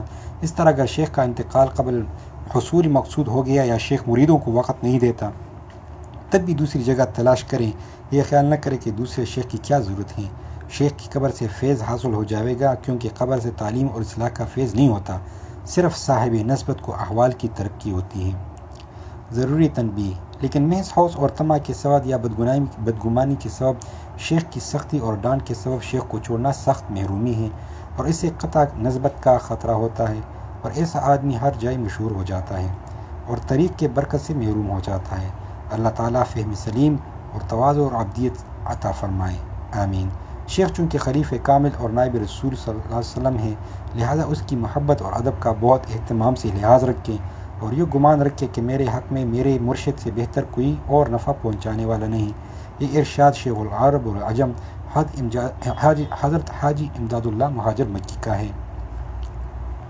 آخر میں حاصل طریق عرض کرتا ہوں کہ جس نے اپنے نفس کو نہ مٹایا اس نے کچھ نہ حاصل کیا۔ اپنے کو مٹا کر خاکساری اور تواضع سے رہیں، اسی سے دونوں جہان میں عزت ملتی ہیں۔ حضرت خواجہ صاحب رحمۃ اللہ علیہ جاہ اور عزت والے تھے، پھر بھی اپنے شیخ حضرت تانوی رحمۃ اللہ علیہ سے عرض کیا کرتے تھے: نہیں کچھ اور خواہش آپ کی در پر میں لایا ہوں، مٹا دیجئے میں مٹنے ہی کو آیا ہوں۔ اللہ تعالیٰ اس رسالے کو اپنے فضل سے قبول اور نافع فرمائے، آمین۔ قارئین کرام سے دعا کی درخواست ہے کہ اللہ تعالیٰ اپنی رحمت سے ہم کو بھی اور سب قارئین کو بھی توفیق عمل بخشیں، آمین۔